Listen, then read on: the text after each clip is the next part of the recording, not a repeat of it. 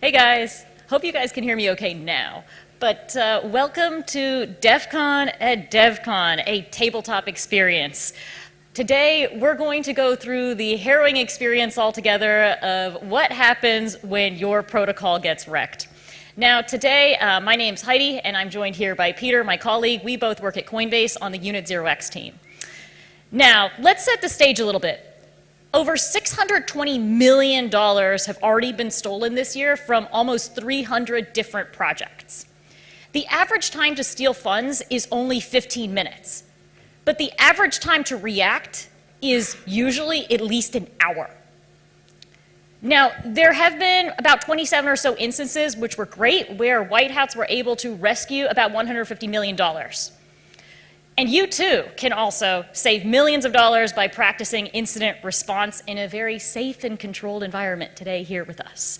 So I'm going to go and hand off the discussion to Peter, where he's going to be talking about the tabletop setup. Cool. Thanks, Heidi.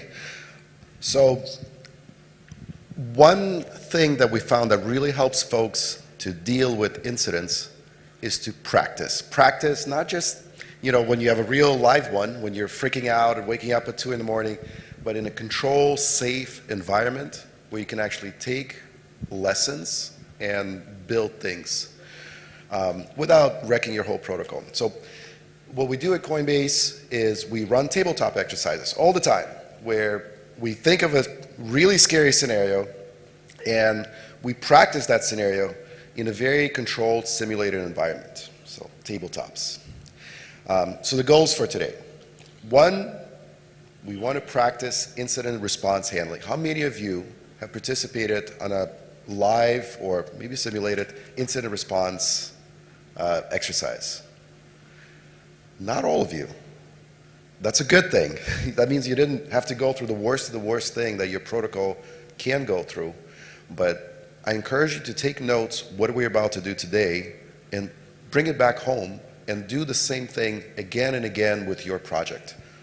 The other thing that we want to do today is we want to educate you. We want to educate you about some of the threats and exploitation tactics, which are most, like this, I don't want to give you any spoilers, but the scenario that we picked out for you today, the thing that we're going to practice, is something that will most likely hit your protocol and most likely be damaging enough to pose an existential risk to you. Like the way that we designed it is something which is very portable. We're not bringing like large infrastructure or things. You can literally just, after you come back home, schedule some time with your teams and say, hey, let's Heidi and Peter, they taught us how to do those things. Let's run a quick thing. Like, this is what worries me the most. Like, we upgraded a contract, or we deployed a new dApp, or we have some cool cloud thing that we just signed up for. Let's practice. What happens if that gets hacked? Participation is not only encouraged, it's required. So we're going to use Slido. We're going to give you questions, things to discuss. You can team up if you want to. But we're looking for your live responses. We'll give you time so you can brainstorm how you would respond to different things that we're going to throw at you. We're going to throw a lot at you. Suspension of disbelief, we're practicing. This is all simulated. So we may give you like certain scenarios which may think like, oh, that would never happen to me in real life. Well, most likely it will, but suspend your disbelief sometimes. It won't be perfect, but the key is we will learn. And the key thing, I want you to bring home this like feeling of if something really nasty happens to me, at least I kind of played with it once. So I'm going to breathe in and do what needs to be done. Okay, so terms. Injects, artifacts, discussion. So injects are things that we will provide. So, we'll inject something, some event that just happened. Throughout each inject, you may ask us questions. Those are the artifacts. So you can ask me like, hey, Heidi, if I was to look at that EOA address, do I see any interesting labels on Etherscan? Or if I talk to person X, we can even do like a real role play. Maybe you can talk to one of your devs. So we can play those games together so you can ask for facts and we will provide those facts to you. And at last, discussion, so this is where the Slido comes in. We will go back and forth based on what questions you insert through Slido, and we'll discuss them together. Okay, so logistics. So we are the facilitators. We will provide the injections, and if we see that within your Slido answers, you're kind of going down the deep rabbit hole, like is this like something really outrageous, we will, call it out and redirect you to something more reasonable. We'll give you a break. It's 10 o'clock, so we'll give you around 11. We'll give you a 5-minute break. And then after the exercise is complete, we're going to sit down and talk through what actually happened, and all the things, all the lessons, that how we would approach it, and how we would love for you to, what takeaways we would like for you to go there. One more thing, which is pretty cool. For every inject that we provide, we will also give you a case study. Everything that we're giving you today is based on a real life compromise. So we will give you an inject, something happened, and then we're going to give you a project which was hacked in this exact way, and then we're going to compare and contrast how this project reacted and how you reacted, and then how we would react. So we will learn together. Before we jump in, make sure that you can scan this QR code, and you can... Or go to Slido.com and just type in that meeting number, and you will see that there's a drop-down of various different injects, if you don't feel comfortable scanning QR codes. Yeah, we'll give you a minute or two to make sure that you're all logged in. To be clear, that QR code you see on the side there for Meerkat, we are not going to be using today. So make sure you use Slido. The reason being is that A, Slido is a slightly more interactive, and B, we also wanted to encourage remote participation. So if anyone's watching this live stream right now, you too can join this Slido link and start asking questions or making statements.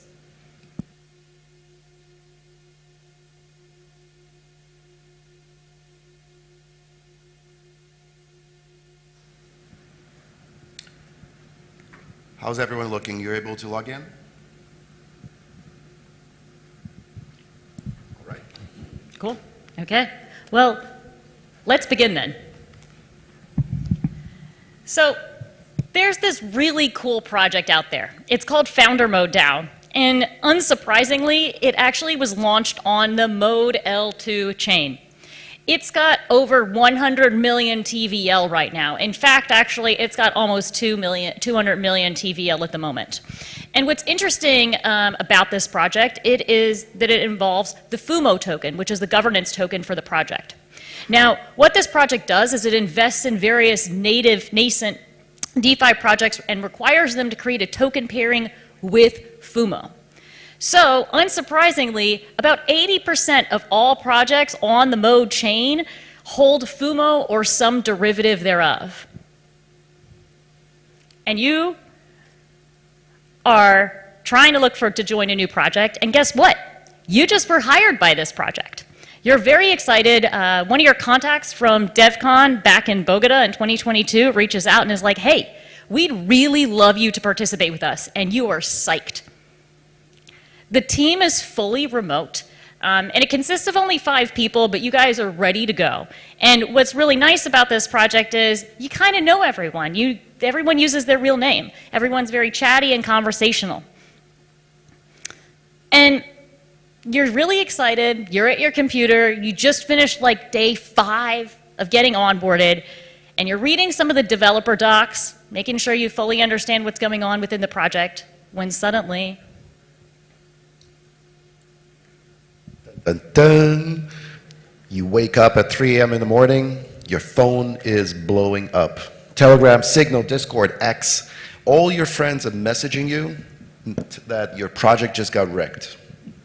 Your team is panicking and begging you to sign off on a real quick protocol upgrade. What do you do? So if you could pull up your Slido, and if you have questions, put those in the Slido. Feedback, what would you investigate? I mean, and look at those questions right there that we have to kind of prompt you. But yeah, you've got 2 minutes. We'll give you 2 minutes time to think of questions, responses, and then we'll talk through them.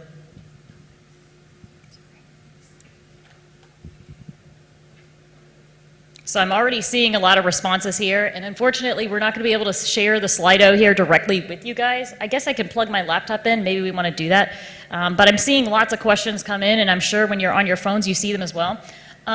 Some people are asking, and it looks like it's being quite upvoted right now, is what happened here? I don't know, Peter. Do you know what happened here? Well, the key thing is that the contract had faults in that contract, and it appears that the funds are flowing out of those vaults. Someone also said, I'm going to call my mom and apologize to her for getting into crypto. I totally get that. It seems that as folks are investigating a little bit more, it looks like the main contract holding all the vaults was recently upgraded. Keep putting in your question. I'm seeing start a war room. My question for that person is how would you go about doing that? Who would you start a war room with?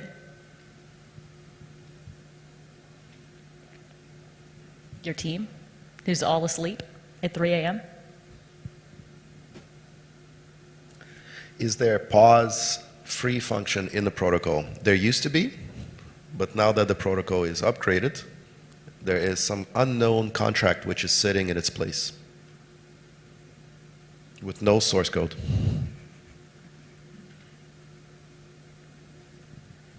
Someone's already asked, has the upgrade been audited? The response here is no. We don't have time for that. It's 3 a.m. The upgrade does not appears to be expected in any way.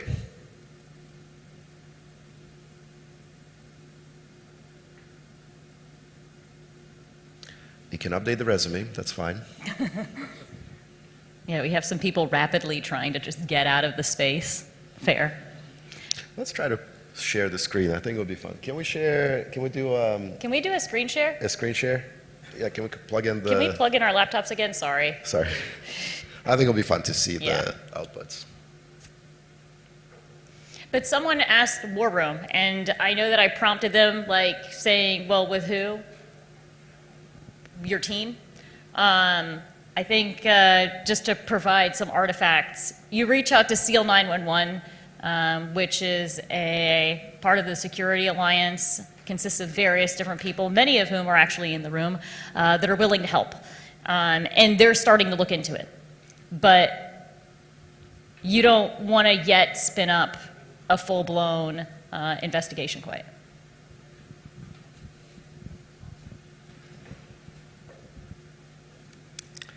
So what does the protocol consist of?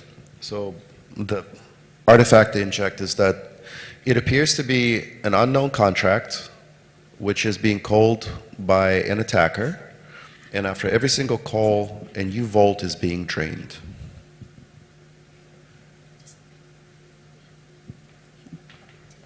You're good.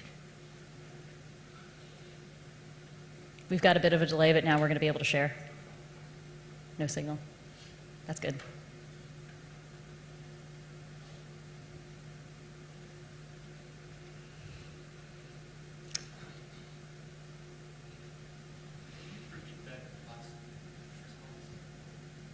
Okay, there you go.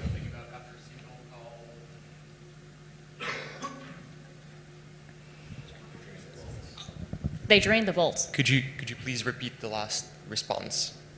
Yes, so following the upgrade, you're observing on-chain a whole series of transactions, and after every transaction appears to be large amounts of funds are being drained from the vault previously controlled by that contract.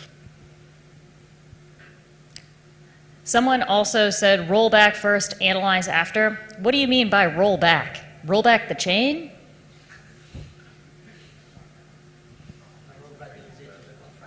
Roll back the contract? Okay. But funds are already drained. You're not recouping those funds. Mm-hmm. There used to be an emergency pause in the original contract, but since it was upgraded, it's unclear what functionality is in the contract. How would you approach that?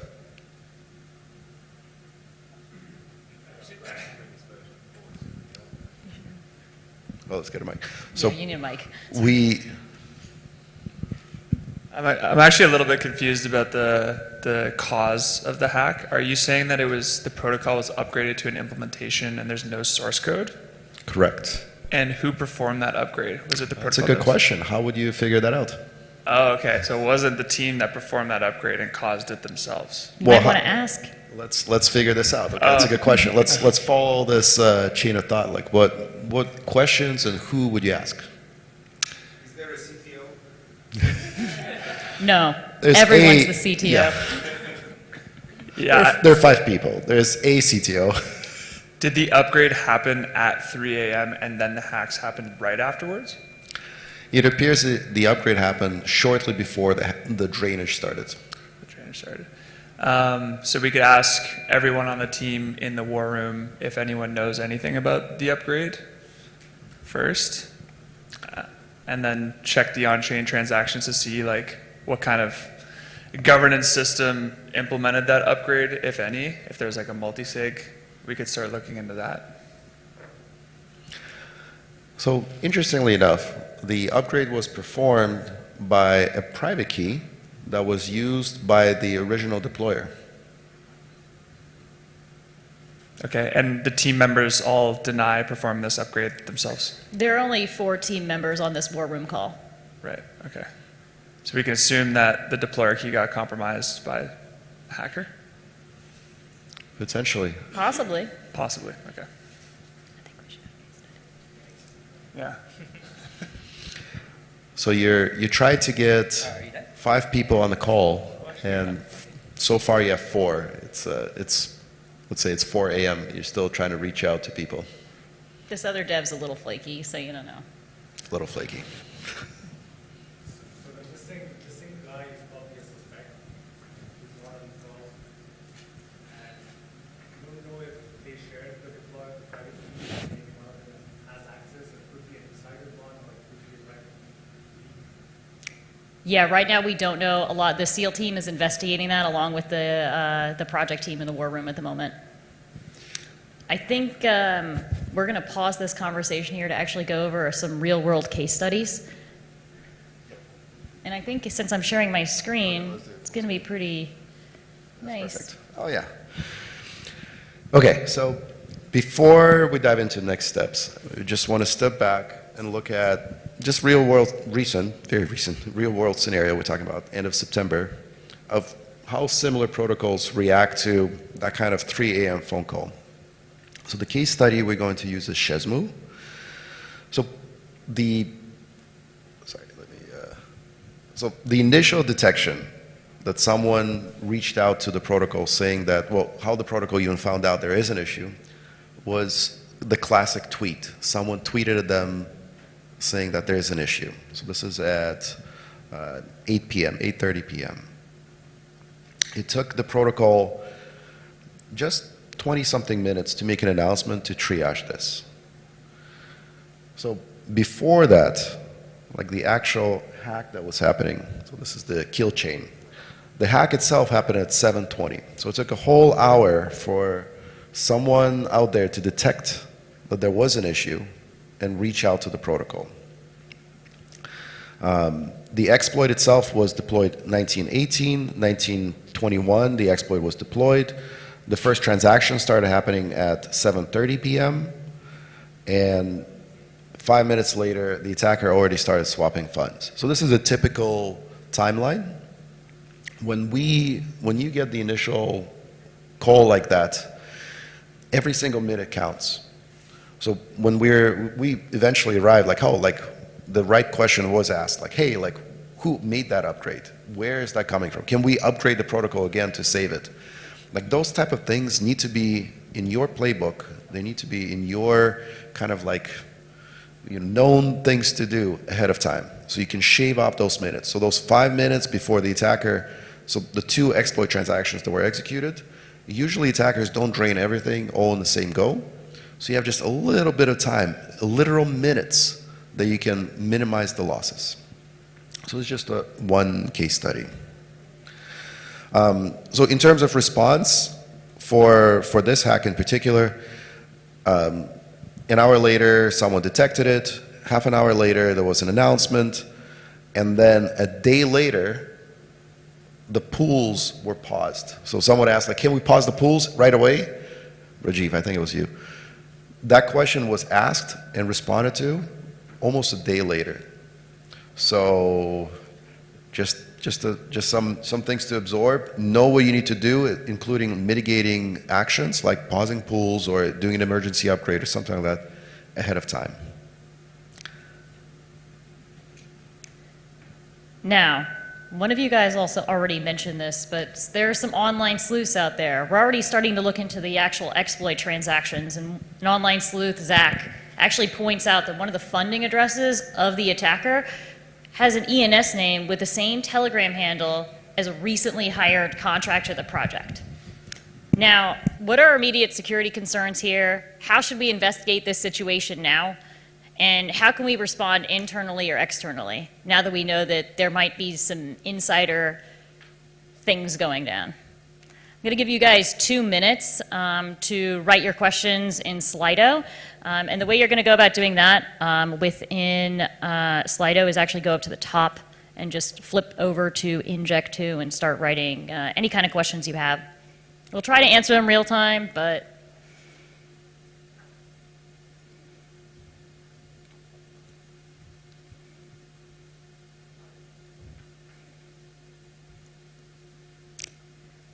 someone's asked what access/permissions the contractor had. Can we revoke those? Yes, we can to an extent. Unfortunately, to founder mode, we let everyone set up their environments using their personal laptops. So we can only revoke access keys that we know about in the cloud.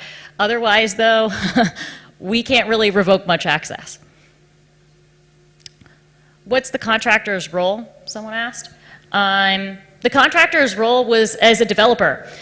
They were testing out upgrading some of the pool contracts so that we could have better, better and more rapid transactions flow. That was one of your devs. Has that dev ever said anything negative about Kim Jong-un? No. No, he hasn't. But you know what? We didn't apply the test of like, hey, can you please say that our dear fearless leader is terrible? No, we didn't do that here in the project team, unfortunately. I mean, you could try to contact him, and that's actually what you do. You're like, hey, I want you to write me on Slack immediately, fuck Kim Jong-un. He does not respond, though. He has not, by the way, responded to any messages. That's on Telegram, on X, on his phone, nowhere. He's like gone. Does this contractor have access to other protocol contracts? Interestingly enough, this contractor was involved initially with the development of Founder Mode. He just didn't think he could commit full time to the project. Is he dead? I don't know. Someone's got to check on him.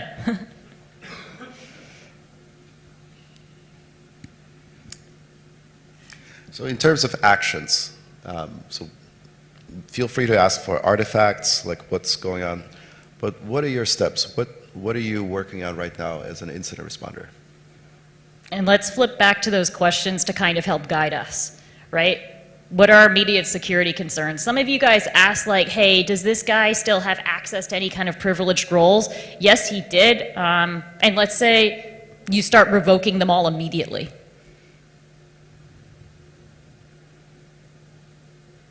There's another question here of how can we respond internally and externally? I'm gonna let you guys sit with that one, especially externally.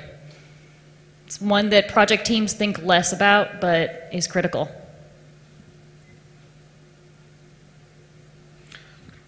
Yep, rotating deployer account quickly. So that's one action. So on the proxy contract, you are trying to rotate to new keys, okay? That's a great idea. Where are the exploited funds going? Well, currently the exploited funds are just sitting in an EOA belonging to the exploiter. But that's a good question. We're concerned about them moving along. what piece of code does he actually inject into the protocol. So when you go to Etherscan and you try to see like what is the code, it just looks like a large binary blob. That's all the data that you have. Like what would you do with that? What would you guys do with that? There's no nice Solidity code uploaded to Etherscan. Attacker was not nice enough to do that.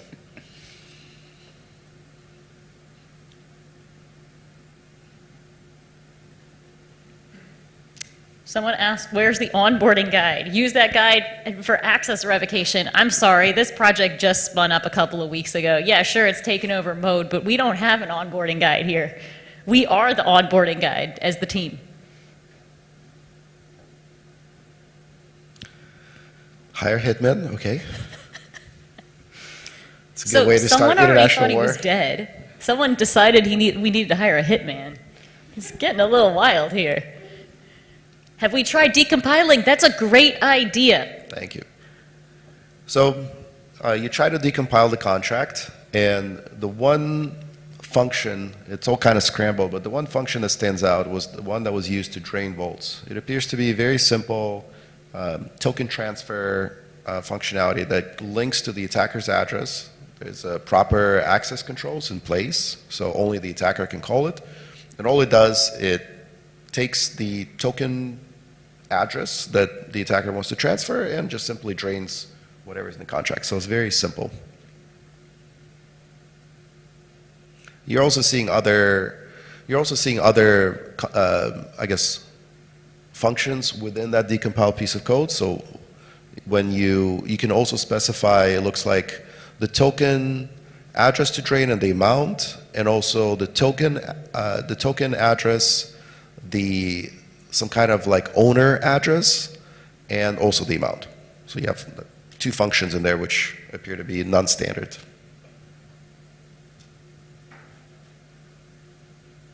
Some people said, take down any external sites where users might add funds to pools and issue a warning not to interact with any contracts. That's a great idea. Hopefully, the team is talking about this in the war room and is issuing tweets and reaching out immediately to these websites because, as you guys remember, this project, sure, it has a high TVL, but it impacts most other projects on the Mode chain. So effectively, this whole incident could make Mode chain entirely toxic, which is not what anyone wants.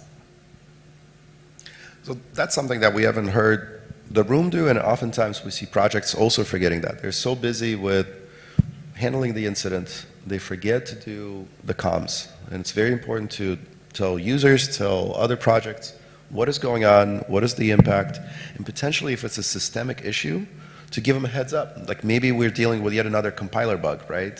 Where not just your project is affected, but everyone is affected. Or there's like a mass phishing campaign where not only your project was hit, but others. So it's very important for the sake of the ecosystem to communicate there's an issue. Someone else said, pause the protocol as a safety measure, tweet about it, assuring user funds are safe, investigations ongoing. This is exactly to Peter's point. Messaging out to users up front, even though you don't exactly know what's going on, is critical. It provides that trust for users to potentially still come back to you even if you do end up being wrecked. Time and time again, a lot of protocols are not exactly explicit and forthright about what exactly is going on, and that destroys trust within you and your users. This situation doesn't show user that funds are safe. Restore trust as well. What you might do in this sense, and it's worth asking, is what funds are not safe here? Are there still treasury funds? And if there are treasury funds, then you can say, hey, we have treasury funds, funds are safe in one way or another, we can help reestablish. So that would be one way to do it.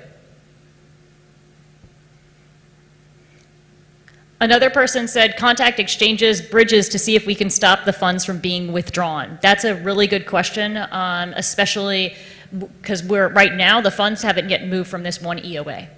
But once they do start moving, they're going to immediately attempt to flow out of Mode chain. Why? As I just mentioned, that entire chain is going to become very toxic soon. Mainly, this attacker has withdrawn mode-related tokens, right?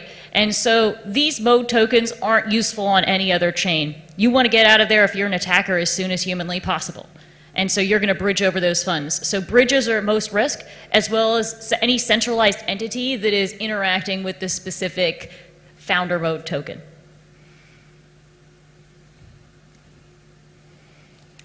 I think we're going to move on to a case study, actually, just because in the essence of time, because we have a lot of different injects to talk about here today.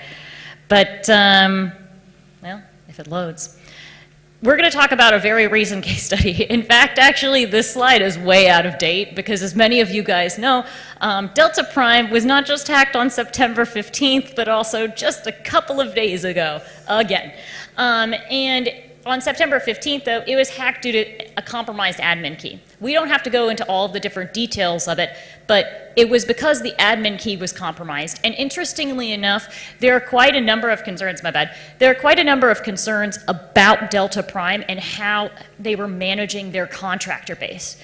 In particular, if you do a little bit of on-chain sleuthing, as many people have already done, you can find that there are relations to several unsavory actors out there who have been paid directly by the Treasury to do some contract testing for the protocol. And these guys have been involved in lots of other really interesting exploits in the past, which date back all the way even to like the Yam Finance exploit in DeFi summer of 2020. That links back to one of the contractors that these guys hired. So I'm not going to go into all the details on that one, but happy to chat offline about the Delta Prime situation. But various different unsavory characters have been involved there, and they've been alerted of this in the past. If you are a protocol and you do get alerted of this, make sure you take it seriously. Dig in, assess whether or not you think the risk is worth the potential reward of having hired this contractor. Yeah, and uh-oh, there's another exploit. Just as you were thinking that you'd made the comms, looks like the attacker's done, just holding all the funds. At this point, they drained the entire protocol. Now you get another alert. Users on the mode chain are reaching out, saying that their wallets are now being drained. So not the funds stored in the vulnerable protocol itself, but the money is moving from their very own wallets. And as you start interviewing all those users which were compromised, or sorry, are losing funds, the only common thing is that at one point or another they interacted with the founder mode contract. What could be causing these wallet drains? How should we respond to protect users? And what is the overall impact to the protocol ecosystem? We're going to give you 2 minutes to ask questions. Yes. So for those of you that didn't hear this, revoke approvals immediately. How do you do that across a decentralized community of individuals?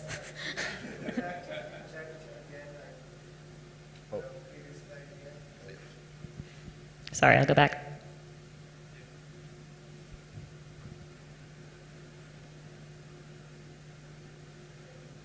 Awesome. I'm going to start reading some questions here. So it looks like someone also said infinite approvals. Can we easily revoke all approvals? That would be really scary if we could. I'd be concerned about there being additional attack vectors if that were the case. So that is no, we cannot.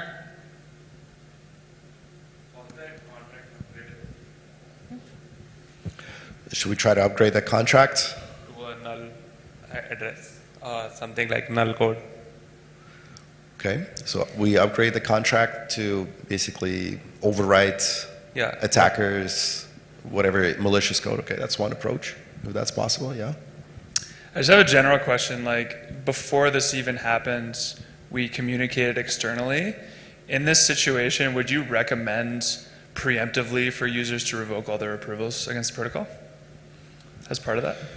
Almost like a standard action.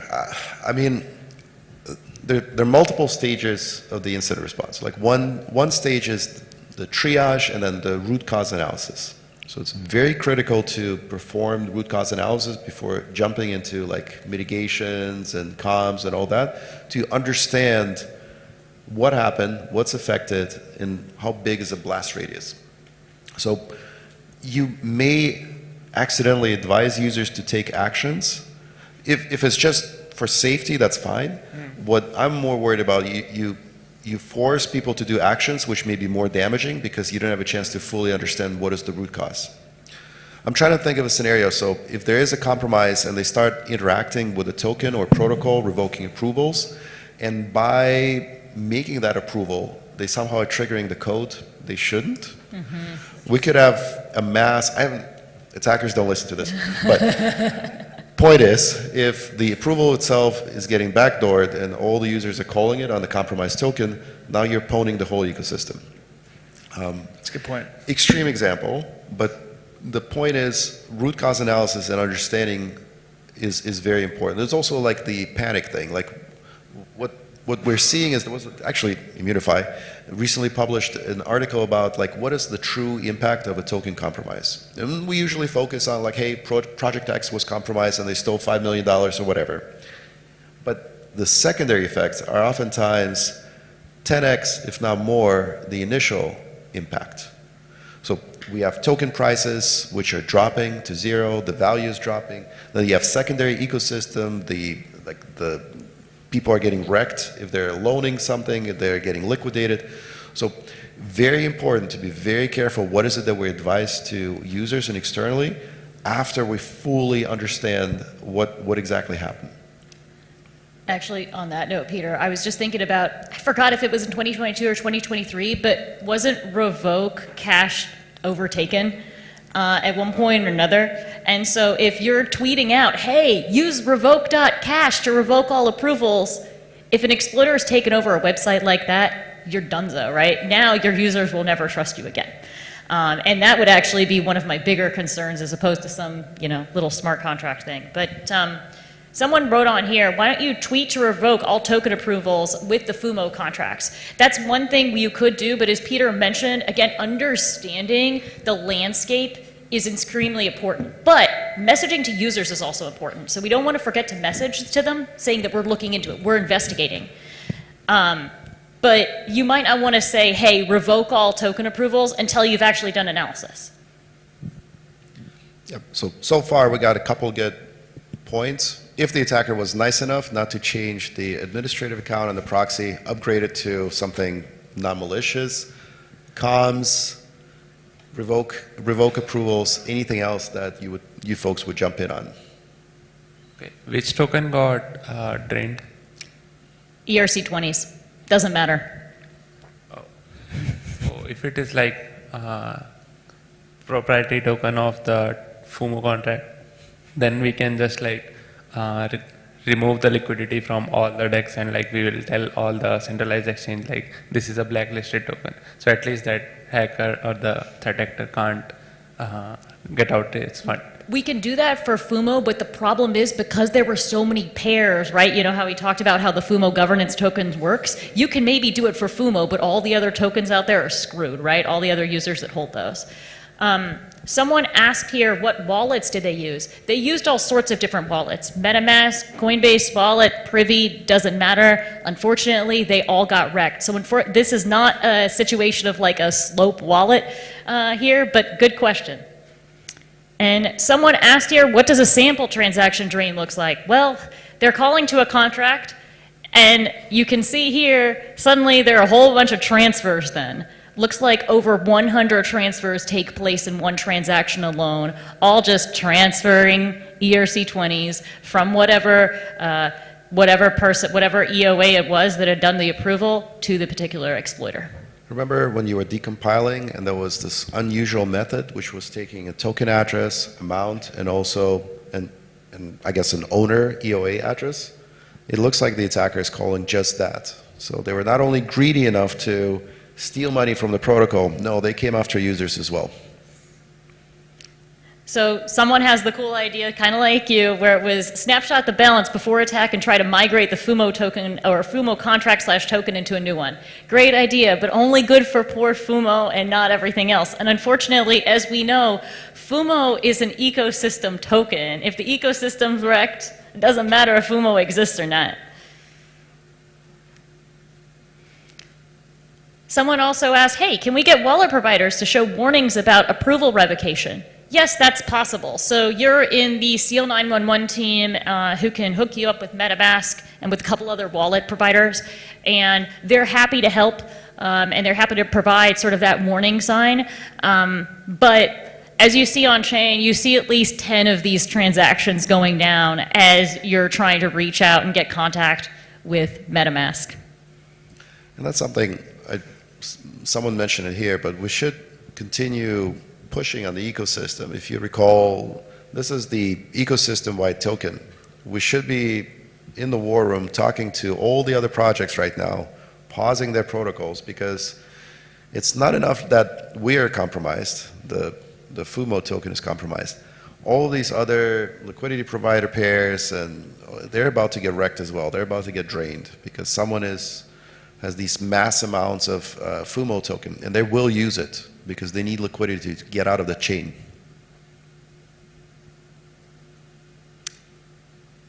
A lot of other questions. There's one question about, did Ledger NPM package get compromised again? I don't know. Do we want to research that? Maybe we get a researcher in SEAL 9.1 to take a look at it, and they find, no, I don't think this is the Ledger NPM package. It doesn't look like it. This does not look like that particular compromise at all. That developer, the fifth developer is still not online, by the way. You still can't reach them. Yeah, we're not sure. Dead, Hitman, what were the other ideas that happened to this guy? Food poisoning? I don't know.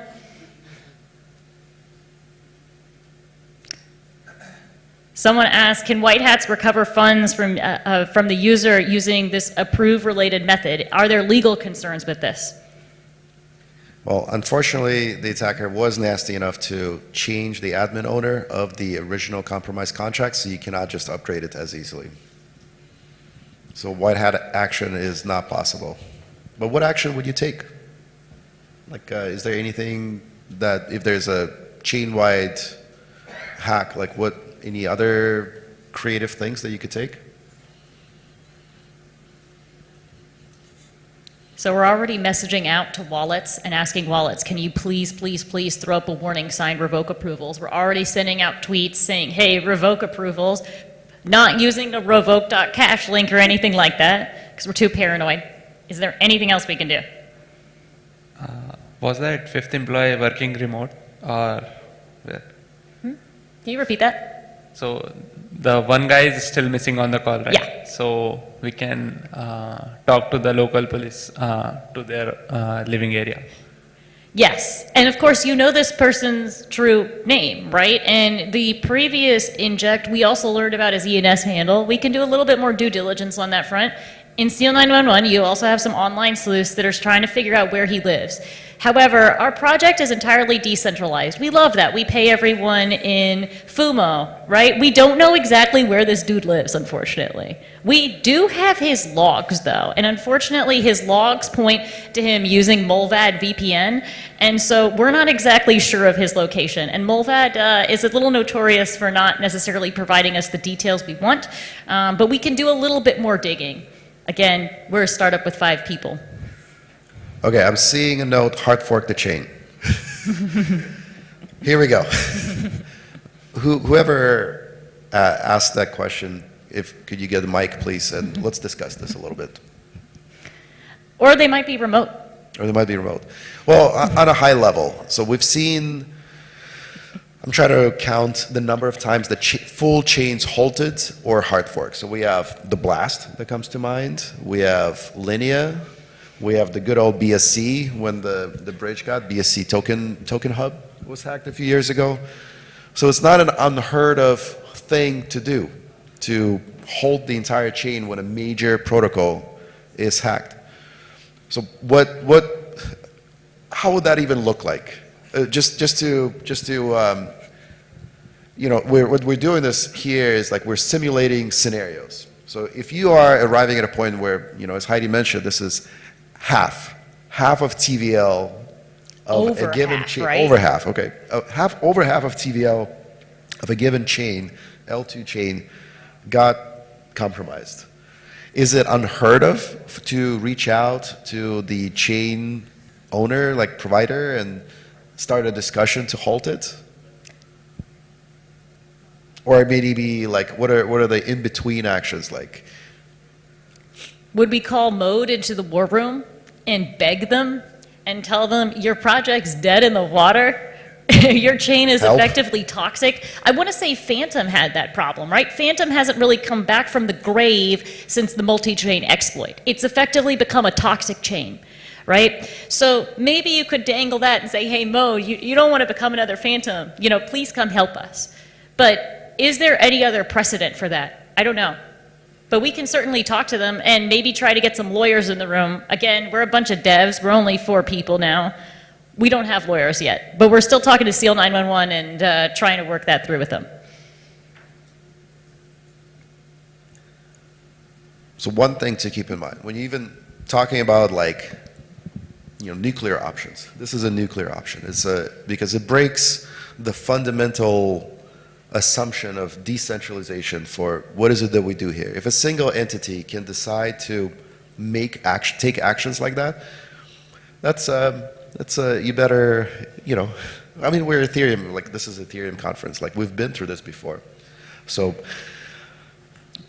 the question you need to answer is where and how exactly you're going to do that. So you have a variety of points. You can like the linear approach or blast approach, you can, you know, block list malicious addresses on the sequencer side. You can approach it on the bridge side, on the mainnet side. You can potentially start looking for outbounds and start, you know, paying attention, maybe block them there.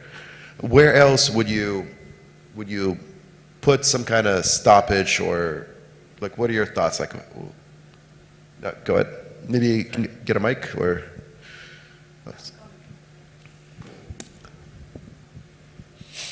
Could we ask for a recap of what's worked so far? Because we've thrown a whole bunch of things on the wall. What were we actually able to accomplish in the last 40 minutes? So far, on this last scenario, the vaults are drained. Before we had a chance to war room and get everyone in, attackers, as I showed you with the one sample exploit, attackers need 5 minutes to do their thing. So attackers currently holding all the funds in their EOA. The funds are not moving yet. Following that, internal investigation showed that it's potentially someone who has access to private keys, the deployer private keys. And the last piece, the attacker is currently actively draining all the users that ever interacted with this protocol and collecting those funds as well. So funds are still not moving out of that EOA, but we are still in the war room kind of like deciding what are we doing next.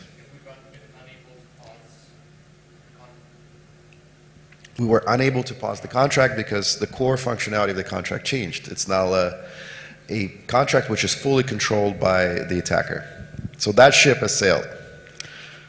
There's one other fact too, that your 5th dev, you're unable to reach out to them, right? And we know that they may or may not be associated with other illicit activity. Let's actually take a quick pause here and let's do a quick case study. I'm sure many of you already kind of assumed some of these case studies coming up here. Sure. Okay, so the case study that we're basing this on is Radium Capital. So Radium Capital, if you look at the attacker right now on chain, so the initial hack was $53 million. And, you know, pretty fascinating attack all by itself. The 3 key signers of the protocol were not necessarily, let's say tricked. They were tricked by substituting a transaction that was on the way to their hardware wallets to make them sign something they did not intend to sign, which is an upgrade of a contract. Here's what's more interesting in this. Not only did attackers perform this upgrade to drain all the vaults, they did add the functionality, just like our attacker, to also drain the users. I have not seen this level of greed and also sophistication at the same time that it's not enough for you to be $53 million richer. No, you continue the attack. And I looked at the attacker just a few days ago. They continue draining users even as we speak right now.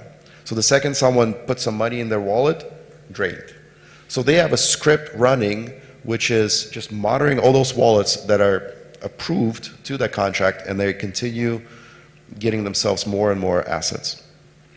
So just a case study. So this is, again, every single inject is based on something that unfortunately happened in the real world you should be prepared for. So the takeaway here is just because your protocol just got compromised, it doesn't mean you're done.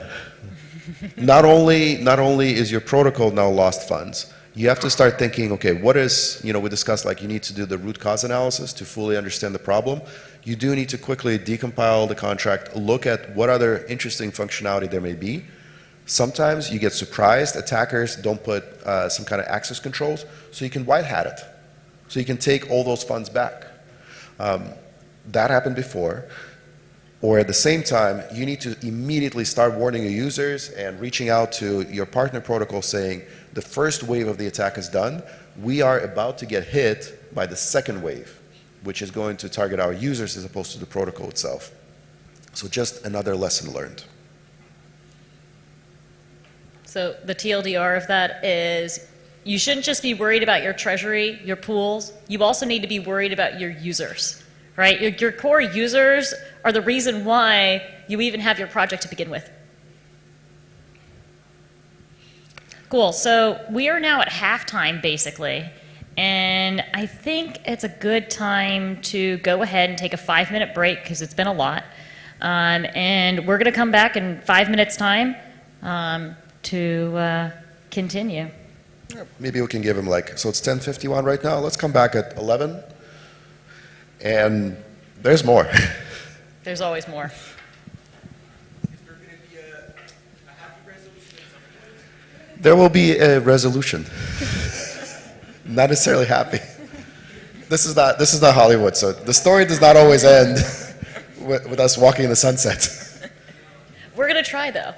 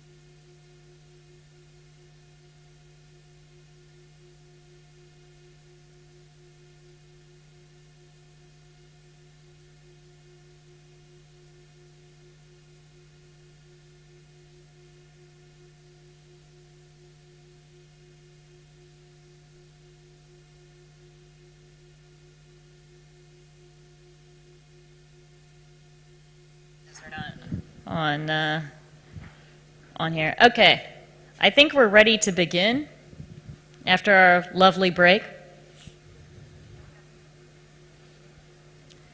So, does anyone want to try their hand at a quick recap of what we talked about in the last hour? All the injects? Anyone? That's okay if you don't. The long and short of it is you're running founder mode, your project, right? It involves the FUMO token, and your project, as well as others with the derivative token, make up 80% of supply on the mode chain. It seems like your project got wrecked. All of the funds were withdrawn from various different pools for your token due to a malicious contract upgrade. You no longer have access, so it's not like you can try to take it back.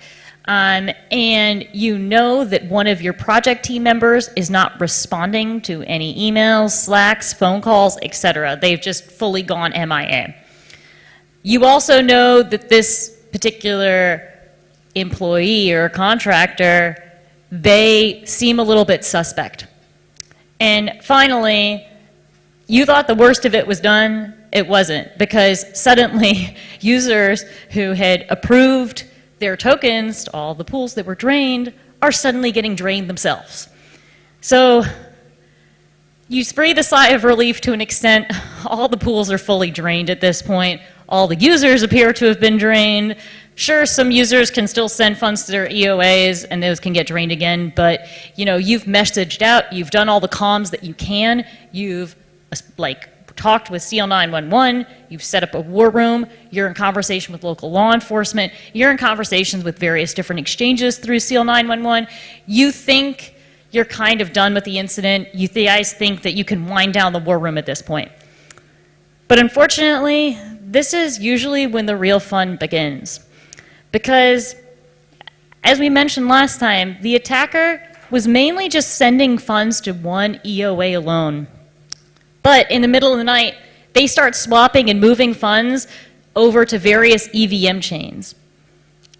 So there are a couple questions we have here.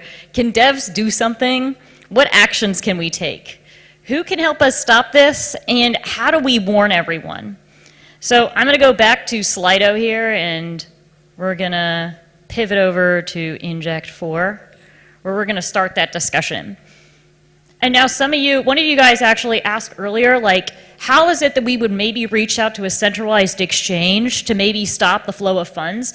And I wanted to leave it actually to this point so we could talk about, how do we even reach out to centralized exchanges?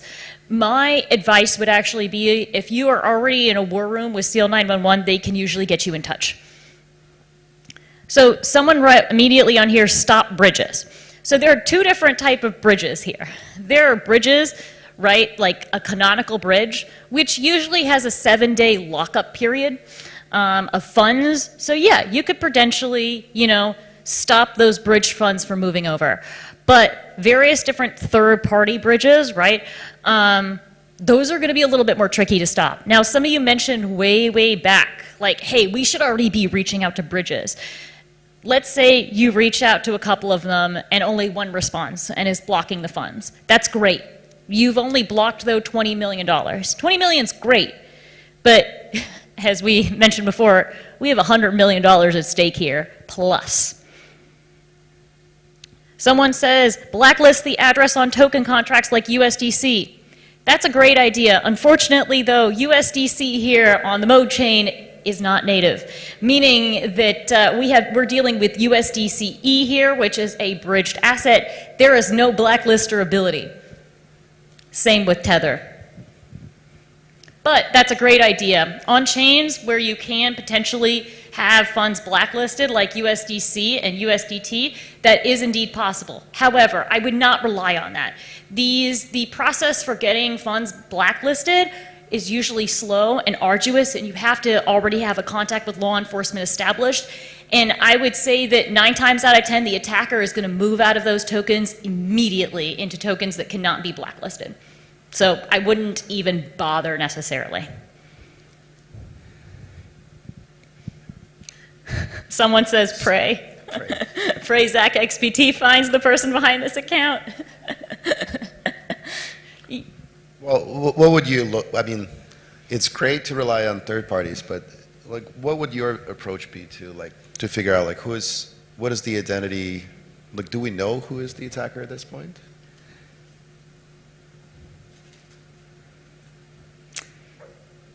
Someone said, why don't we warn the MIA contractor, right? Remember, we had that contractor that was our 5th dev that isn't responding to us, that everyone is a suspect at this point, and there will be legal implications if laundering doesn't stop immediately. That is possible, but they're not responding to anything, right? They're not opening any of their messages. It doesn't even look like they've been on Telegram in the last 2 days since this incident.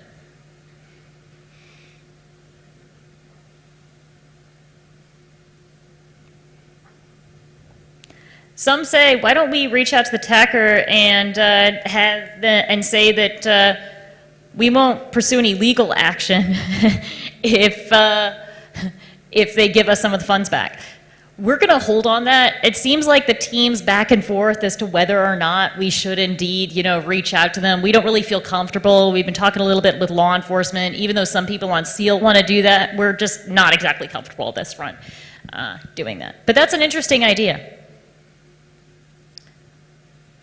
Well, going back to laundering, like what are we doing to see, well, one, to identify where are we going, where are the funds moving, and then potentially stopping or freezing them. So we had some token freezes, exchange outreach, anything else that we should be doing right now. Is there anyone else you maybe want to reach out to? Some of you guys mentioned Zach XBT is a person to reach out to. There are a couple different online sleuths that you might want to reach out to. Your team at this point is going to be extremely tired if you're up for X number of hours trying to solve this in a war room. You're not going to have the ability to track down all funds. And you guys might be sitting there thinking, well, why do we even have to do that? Funds are gone. Well, law enforcement's not going to be capable enough to do that when you reach out to them. No matter if you reach out to them today or tomorrow, they're not going to be capable of doing that. So it's going to be in your best interest to understand where the funds are so that you can best explain how to potentially get them back if indeed that's even possible. There are a couple of different companies you could be reaching out to at this point. Zero Shadow is one of them that tracks funds and gets alerts. Another thing though too is you can start tracking the funds. There are several different services out there that are free, like Metasleuth, that you can actually set up alerts on various different addresses so that you can see, for example, like with this attacker, right? Let's say he sent funds only to one EOA. You could set an alert on that EOA if it ever sends funds out, right? Boom, then you're going to be aware. So there are a couple different services like that that you can already just out of the box get without having to sign any crazy contracts or doing anything. Self-reliance is key. Like, it's definitely great to reach out to third parties and ask for help, but the reason why we're doing this exercise is to identify your gaps. So if you're sitting in the room and you're saying like, well, if I had to trace funds, I don't know if I'm capable of doing that. Well, why don't you go? It's a free project that you can use today. Go to Metasleuth. It's free of charge. Pick up any exploit. I think we have a case study coming up, so you can take out the case study, any of the case studies that we're discussing today, and just see if you can just trace the funds. Like where's the money flowing? Like what exchanges does it hit? What project? What bridges? What swaps they perform? Spend half an hour on that, so that 30 minutes that you're going to spend will mean the world if you have to do this under much more stressful scenarios where you have to like do this live, like, okay, where the money go? At least you know the tools, you know how to use them, and just it will give you some guidance of like who to reach out for help.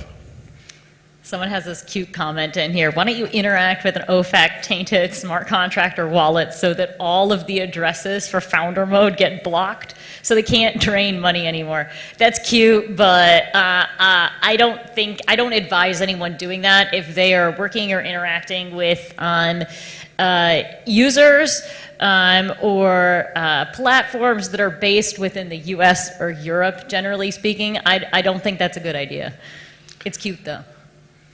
A security research company that shall remain unnamed did do this for the sake of the experiment. It's not a good idea to do this. Let's stay. There's certain ethical things as a defender that you can and cannot do. So one of the things, and it's well established in traditional security and applies to our side as well, you can't do things like hacking back a protocol or targeting, interacting with something that you're not supposed to, like OFAC addresses and so on and so on. So it's don't stay on the right side of the law. Actually, on the hacking back aspect, someone mentioned here, why don't we get founder mode to sign with the seal safe harbor? Yeah, certainly that can happen, but I mean, seal safe harbor is great, signing that beforehand would have been nice. Maybe there could have been some more prevention that could have happened, but that's potential. And for those of you that don't know what the safe harbor is, effectively your project signs a legal release, so to speak, saying that, hey, if I get hacked, and in this particular instance where a white hat sees the hack going down, they can actually hack those funds back and return them to this particular address that I have designated. Now, Seal Safe Harbor is fantastic, but it works in very, very specific legal instances, so it's just one thing to keep in mind here.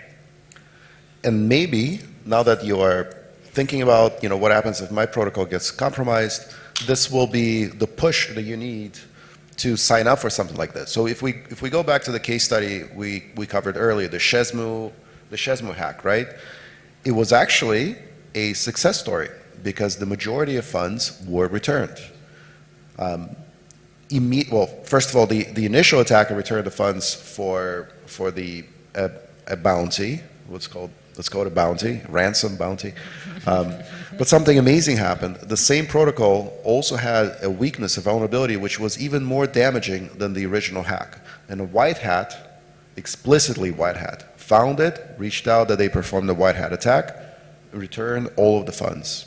So engaging the community, signing up for something like Safe Harbor ahead of time so that people don't have like this moral dilemma, like, do I save all that money or do I risk going to jail if for some reason I don't have permission to? Maybe you can short circuit this thought process and sign up for the Safe Harbor so that if someone does want to help you, they're not afraid for their own safety and their legal repercussions of that. There's some pretty funny comments in here. I just read one saying swat the contractor's address. Geez, like, we're going wild here. Some people said to hire a hitman. Some people said check if the contractor's dead.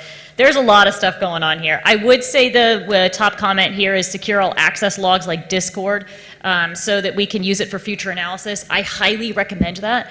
There are a couple other things you can do as well, and in the essence of time, because we do want to kind of do a post-mortem of this attack, I'm going to kind of move on with a particular case study that I kind of want to talk to you guys about with regard to laundering to help you guys think through it. Now, generally, when funds are stolen, 9 times out of 10 on an EVM chain, what attackers will do is they'll use some mix of mixers, bridges, coin swap services, and also sexes in order to launder funds. And interestingly enough, Tapioca Finance, which got hacked, what was it, last month? The attackers here, instead of using a mixing service, they primarily actually used bridges for obfuscation purposes. So as many of you guys know, Tornado Cash used to be the mainstay for attackers to just mix funds and for any anonymous developer to actually, anonymize the source of funds or destination of funds or whatever, right? Unfortunately, now that it's been OFAC'd though, it's basically persona non grata and a lot of exploiters actually tend to use it. So you're effectively mixing dirty money with dirty money and you're going to be getting dirty money out. And that's not great if you're an attacker. So they're trying to evolve a little bit here. So I'm going to go very, very quickly through the general flow of a theft. So usually a DApp will have whatever their native currency stolen. So in this case, it's the FUMO token, right? That FUMO token though, right, let's be real here, it's worthless to us because in theory, if mode finally reaches back out to us, right, as the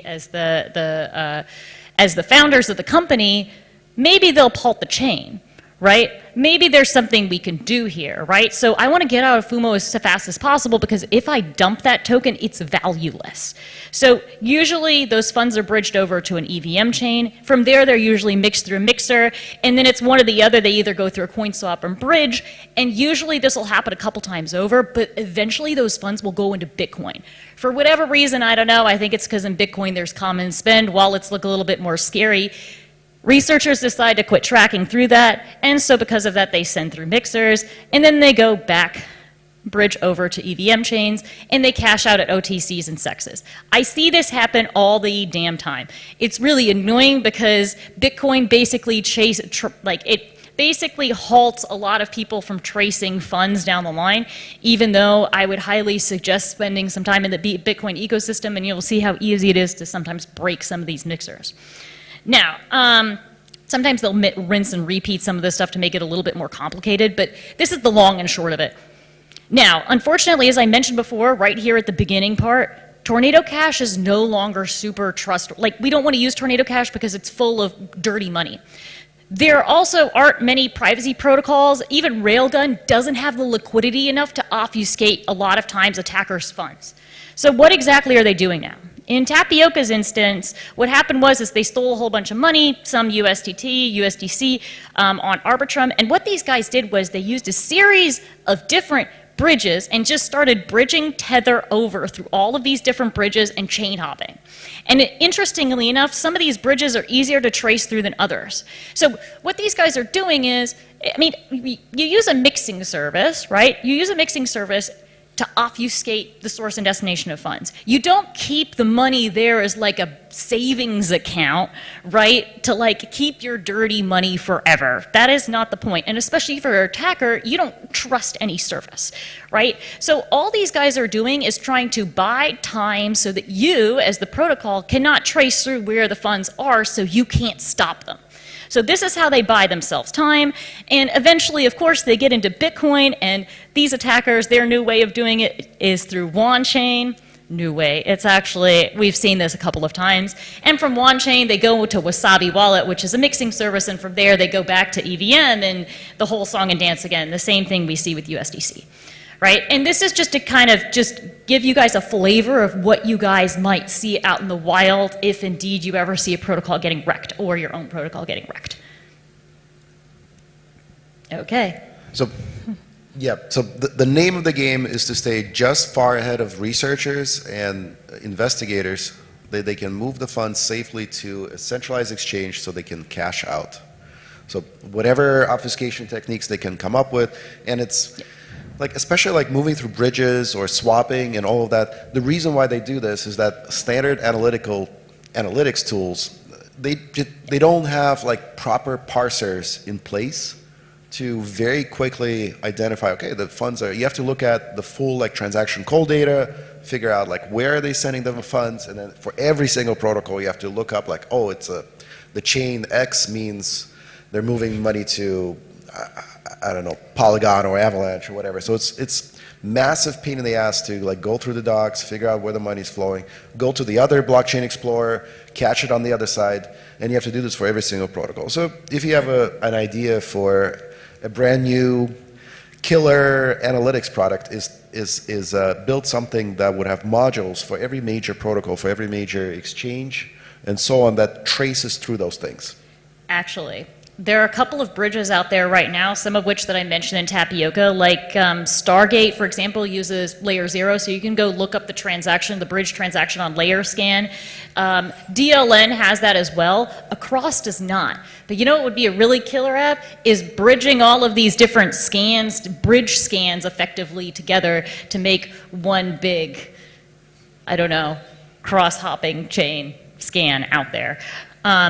Yeah, effectively, though, you as a protocol need to be on top of what's possible and what's not. Attackers obviously like to, be the first adopters for a reason, because some of these things are very difficult to understand. If you only have 2 minutes to really trace through, to figure out where the hell funds are going, especially if you're very hopeful that since these funds are in both USDC and USDT, that eventually they will hit Ethereum.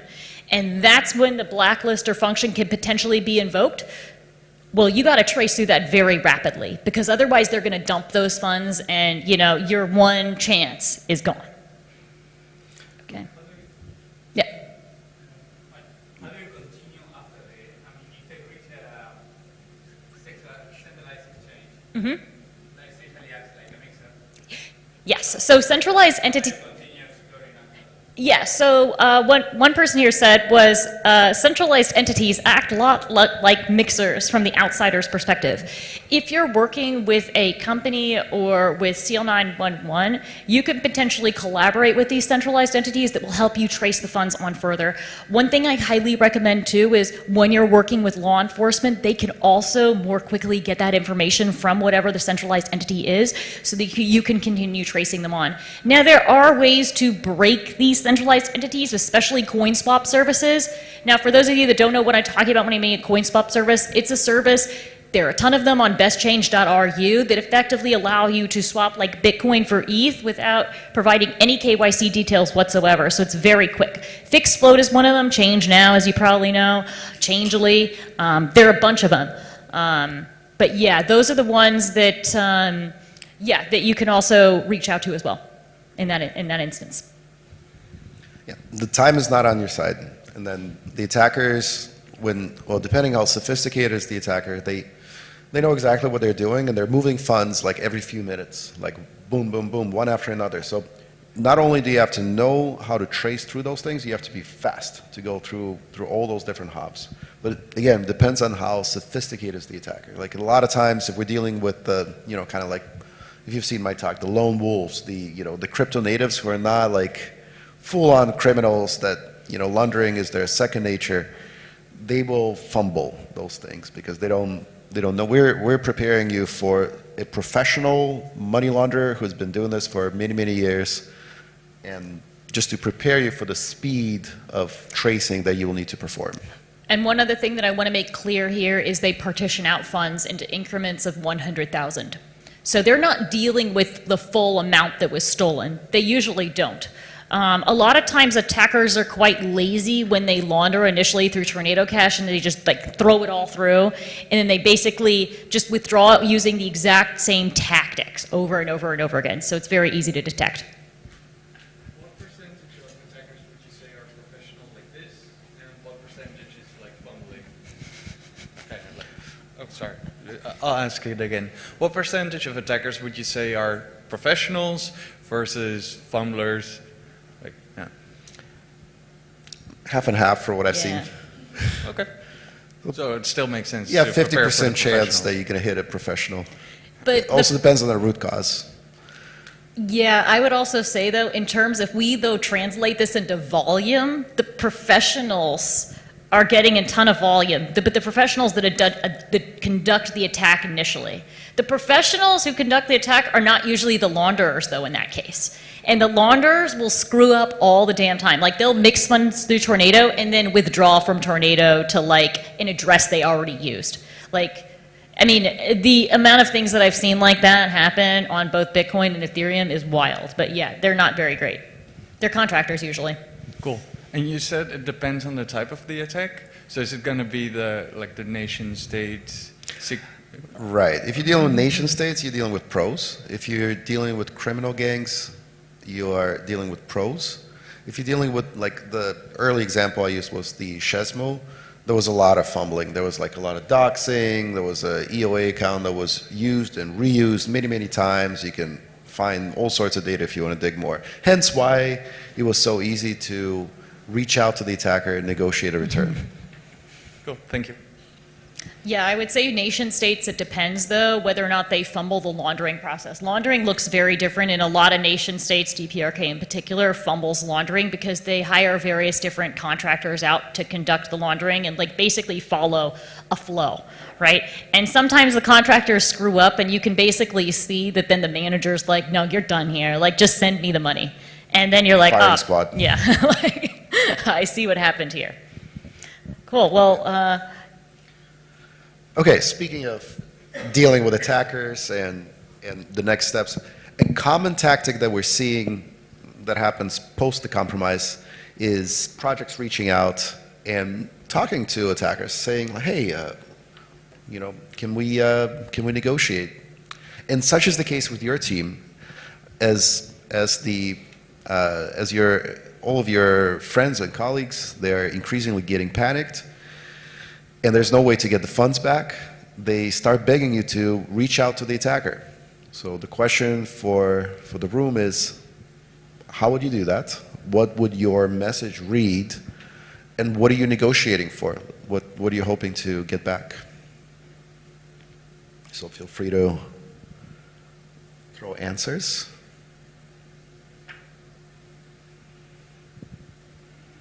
And some of you guys already asked that question, like, hey, why don't we just negotiate with the attacker? So this question's Let's for negotiate.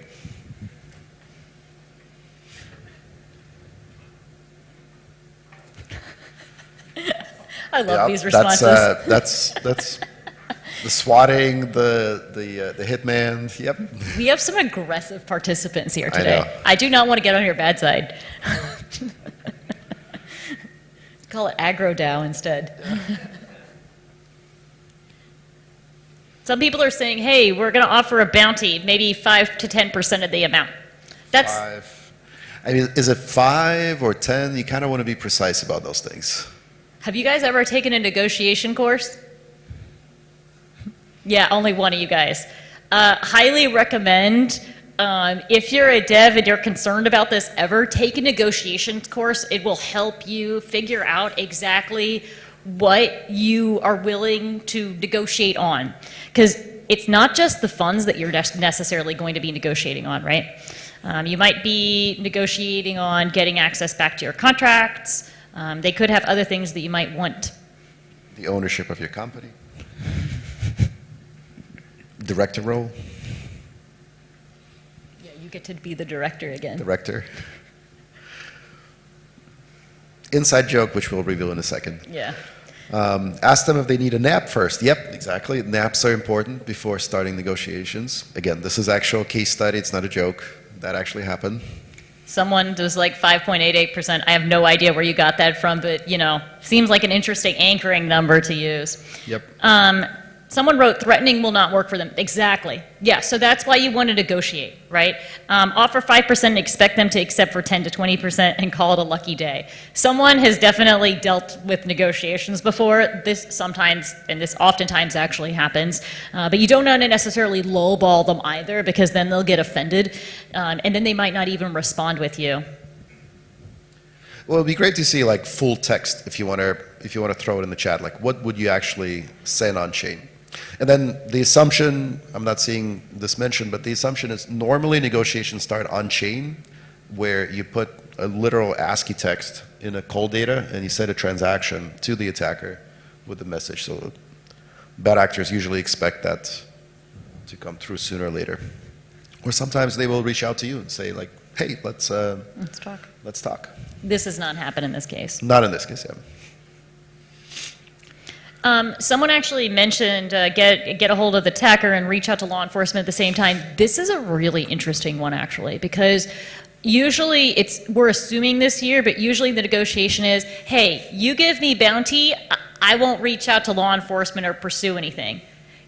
You do not have control of law enforcement. I don't care what you say. You have no control over law enforcement. So don't even bother, I would say, negotiating on that angle. Binding. You can. Oh, sorry. You should say, because it's not legally binding. You can tell them that you won't press any charges, and then press as many charges as you want. There's that. So interesting case study is the mango markets with Avi Eisenberg, right? So there was, everyone familiar, mango markets, a very profitable transaction. Following that very profitable transaction, there was negotiation where, there's a little back and forth where Avi agreed to return the funds. In exchange, I forgot what the exact terms were. I think they wanted to cover whatever the loan was that he manipulated. And not pressing charges. And not pressing charges, which was immediately followed a few months later by the mango markets pressing charges, a very detailed and interesting, case and an indictment by DOJ, which fully understood exactly what happened. So to Heidi's point, not only can law enforcement, well, not only can you say later on that you sign an agreement under duress, so on the attacker's side, like this kind of like verbal agreement that I'm not going to reach out to law enforcement means nothing really. Yeah, I'm not sure I don't think it's legally enforceable in any way for sure. And then on top of that, law enforcement may get involved regardless of this negotiation. If there was any, like, let's say there was a single US customer that was harmed by this compromise, they can swoop in. It doesn't matter if the project wants it or the attacker did something else, they can just swoop in on the case and take over it. It's just a matter of finding someone interested enough.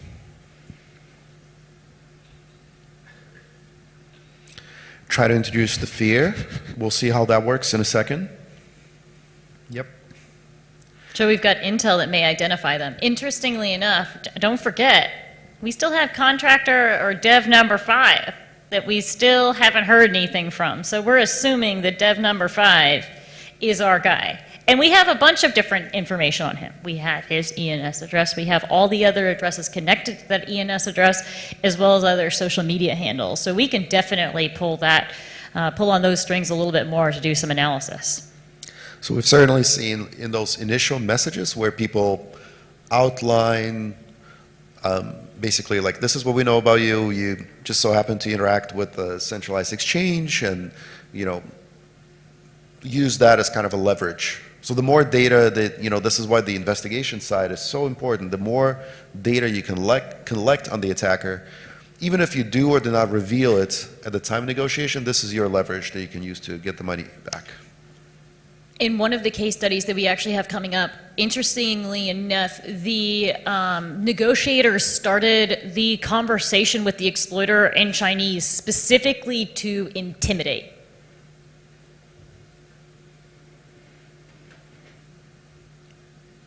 Someone's asking, should we even be negotiating? Euler was intentional in starving information.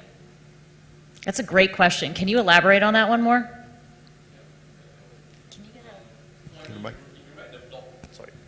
Yeah, sorry. So if you read the blog post, I think the founder, it's really a really great story. But I remember like the founder said that he was very intentional in not wanting to publish anything, not like tweeting.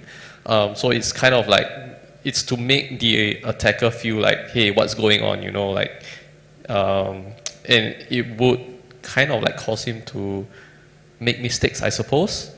So that was the angle that they were going for. Yeah, that's a great point. That's one possibility. So would you still reach out though? Or would you not even bother reaching out? I'm not sure, to be honest. If you can have I don't know. I guess it depends on the information that you collect about the attacker. If you can kind of get a feel for his personality on what might work, then maybe that would give you a better direction on what approach to take. Well, Euler case was really interesting, right? Because for Euler attacker, it wasn't just the Euler that reached out. It was also like the entire security community kind of like reaching out to the person, basically saying like, what are the consequences, like advising them to return the funds. So there's a lot of back and forth that you can watch on chain to encourage the return of funds.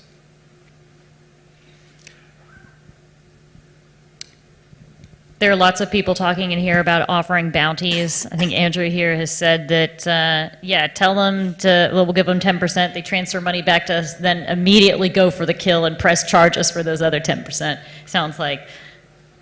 I mean, the whole negotiation thing is tricky. Like if we call it for what it is, this is the Web3 version of ransomware. You get attacked in a traditional security, your machine is attacked, your data is held at ransom, and then you pay a ransom. Here, your money is held, and there's no reason for the attacker to return those assets. They just, for just kind of like this warm, fuzzy feeling that the project promises not to press charges, that seems naive. But again, I think one thing to, and we can jump into the case study, I think, but one thing to just remember, when you do the negotiation, think of who is the attacker. If the attacker is someone that you know and is fully doxxed, right? If it's a, let's say if it's a malicious insider, then you have enough on the person to like offer kind of like, hey, we can soften the impact of what's going to happen by just like, let's walk away from this so no one gets hurt too much.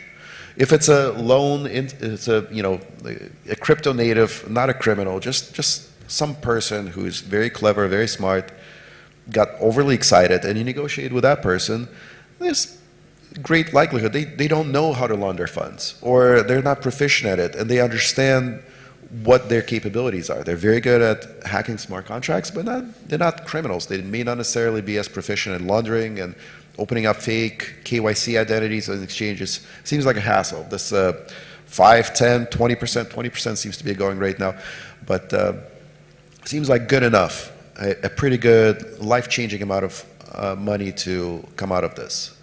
If you're dealing with a nation state, good luck. That's not going to happen. If you're also dealing with a professional criminal group, also good luck. That negotiation is not going to really go anywhere. So it's very important, you know, how we did the root cause analysis.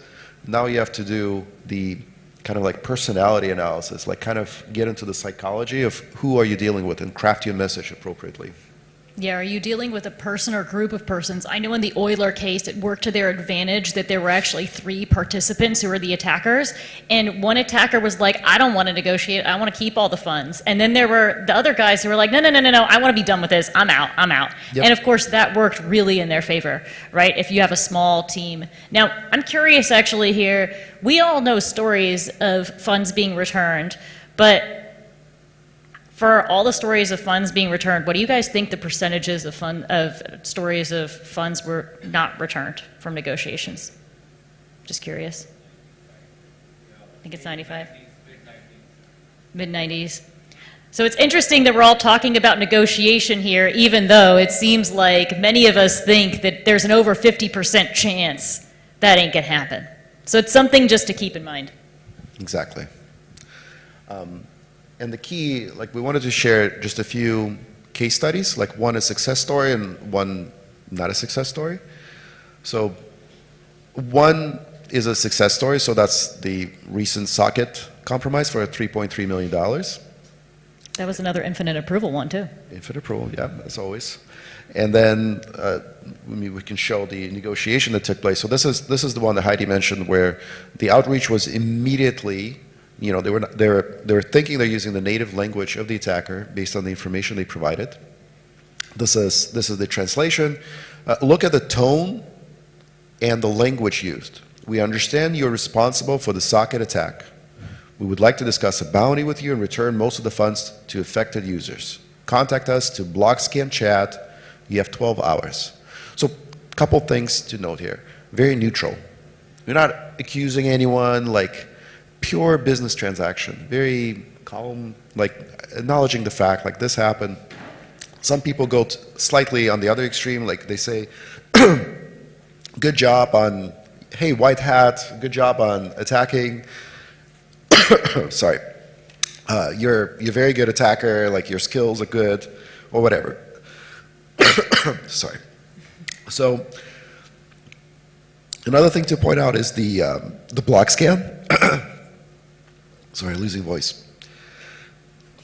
Okay, yeah. The other thing that we can point out here is the block scan chat. So that's one way that you can start having that discussion without the public seeing. And another thing to point out as well is the time limit. Sometimes when negotiating, it helps to put a timer out there to be like, hey, attacker, you need to respond to me in 12 hours.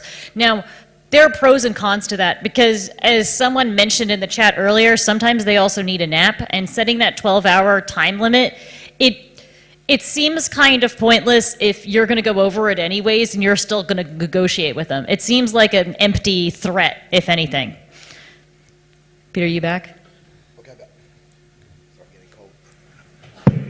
Sorry, I'm getting some cold here, but so the other thing is they took this off platform, they got it on emails, and finally acknowledging that the funds were returned, So that's a standard flow.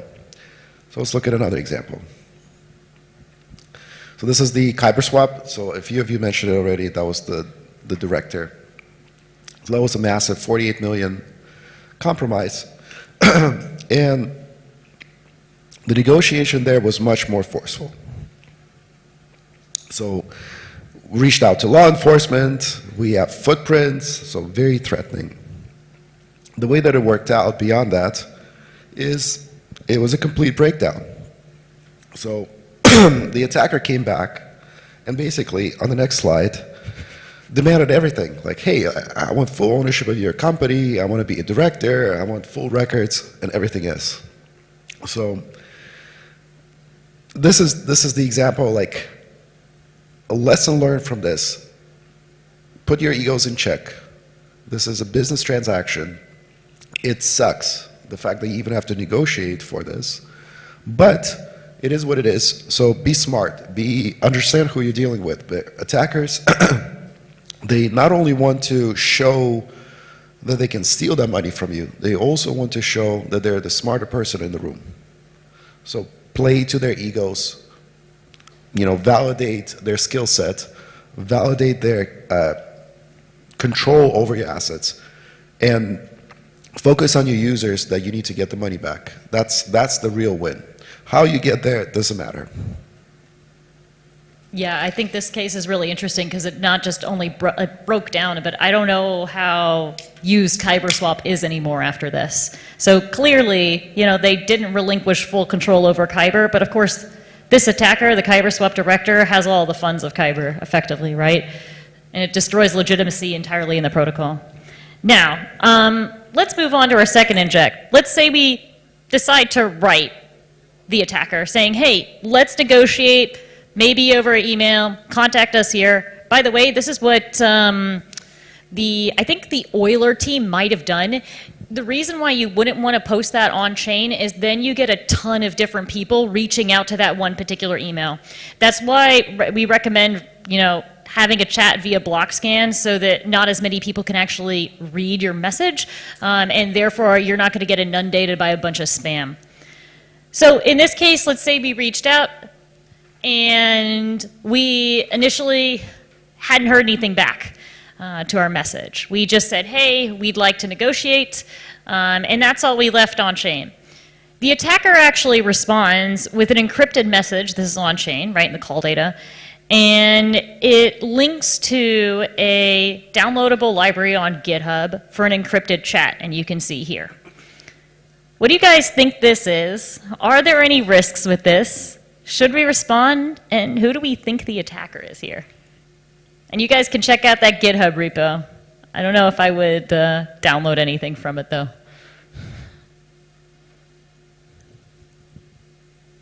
Do not click the link. Yes. Do not click the link. I would agree with you. Be very careful with downloading that software. It may be malicious. Exactly. So you might want to reach out to some people who might be able to reverse engineer it to understand exactly what's going on there. Absolutely do not decrypt using the GitHub link provided. This may be malicious code which may cause further attack. Yes, do not use that. Do not.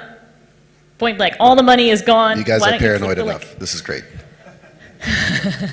Or maybe we scared you enough by now. It looks like,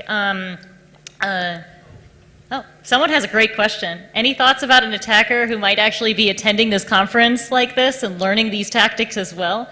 There might be a potential future attacker in the room. Absolutely. We've considered this. That's all I'll say. But yeah, that's one thing to always be paranoid about, right? You may invite people to your project. In fact, that's one reason why with our founder mode DAO, we even said, hey, wait a second, we all know one another. We all use our real quote unquote names. Someone can introduce themselves as whoever, right? You don't know if that's necessarily true. You want to verify all of that. And even if you do verify all of it, be skeptical. Be skeptical in this space. Yeah, all the money is gone. Click link. YOLO. Yep, be careful about the software.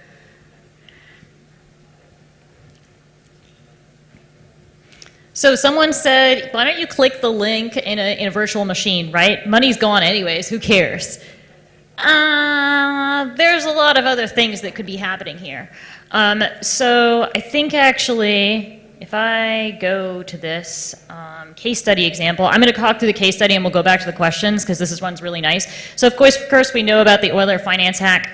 Euler, oh well. So it looks like my laptop went off. Okay, so the Euler finance attackers were, I don't know where they were in their minds, but they decided to donate 100 ETH to the Ronin Bridge exploiter address. Why? Well, because they wanted to make it look like they were like DPRK, so sorry bro, funds are gone, like nothing to see here, nothing new.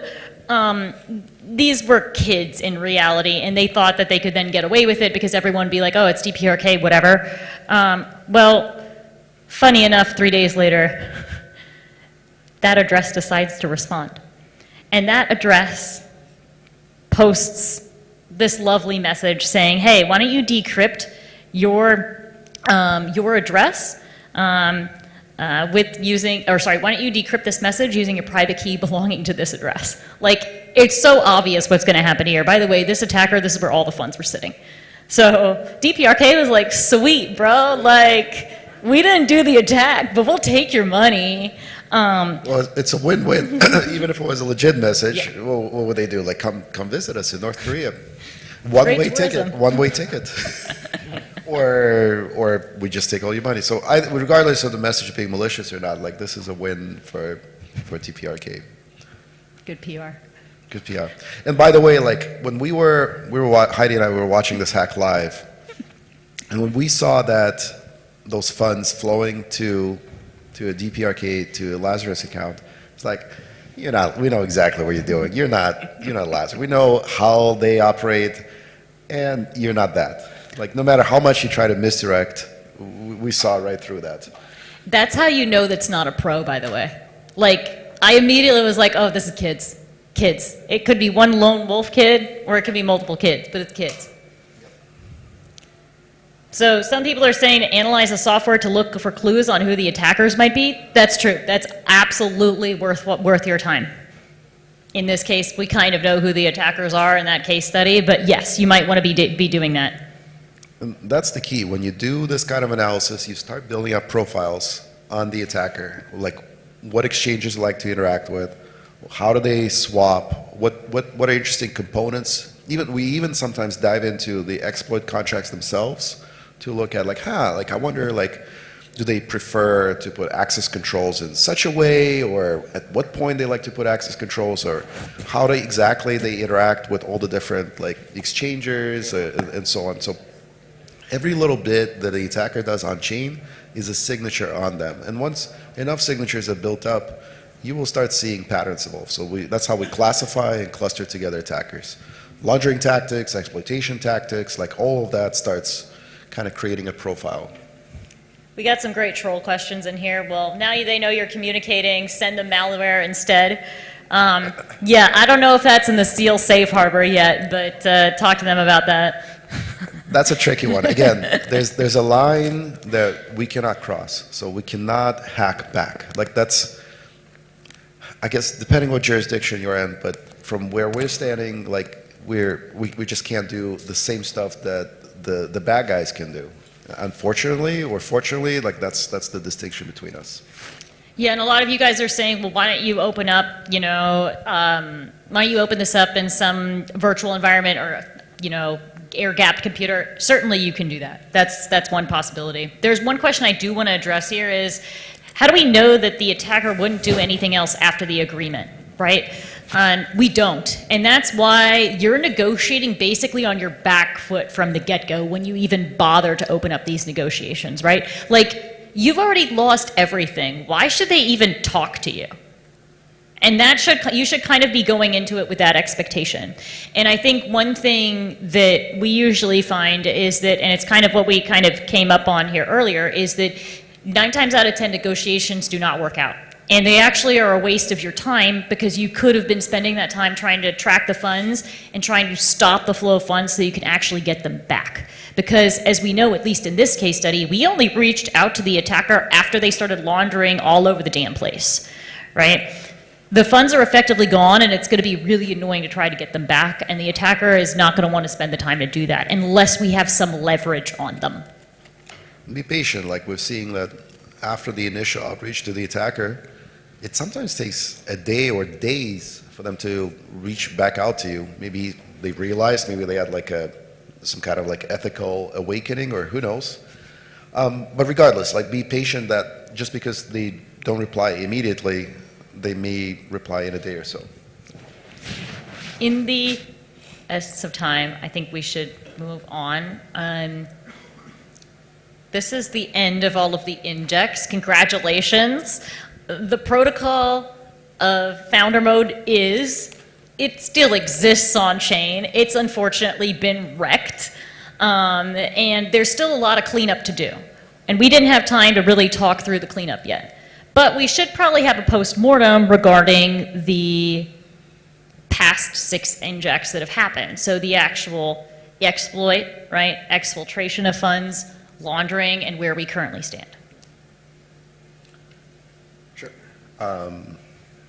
So just on the high level, what is it that happened? What happened was, and a lot of you were digging in that direction, it's like, hey, like where's that other worker? Why has he disappeared? In fact, it was a DPRK IT worker. It was a malicious insider who performed an unauthorized upgrade. They already had all the keys. It's just at some point something flipped. They made the upgrade and started trading all the locked funds. After the initial attack, they also implemented additional functionality into the contract to also target the users. Hence why you saw there was like an alert that came shortly after the drainage that, hey, now all the users are being drained as well, all the user wallets. Yep, the attacker then started swapping stolen funds and bridging them everywhere until then they were laundered through a Bitcoin mixer. And we didn't even get to that part because we didn't even ask where the funds were. We were just like, let's stop them, let's stop them. That is such a great, I loved your guys' reaction there because just trying to stop the funds as fast as humanly possible is usually best because once they start splitting them out and partitioning them, it's hell on earth to track. So the sooner you stop the flow of funds at the beginning, the better it is. Now, the team obviously then attempted to negotiate with the bad actor, but instead they received a link for malware. So let's have a quick post-mortem. What went well here? What could be improved? What's left for us to do? And I know we only have 7 minutes left here, but let's go back to Slido and go into that post-mortem section and start typing out some responses, things you think went well, what didn't go so well. To have a bit of a discussion here.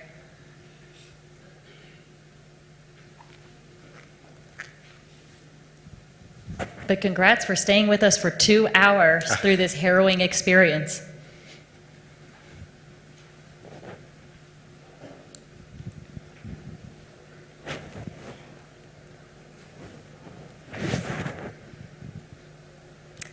Yep, someone's already written, having private key being able to perform this upgrade shouldn't have been possible.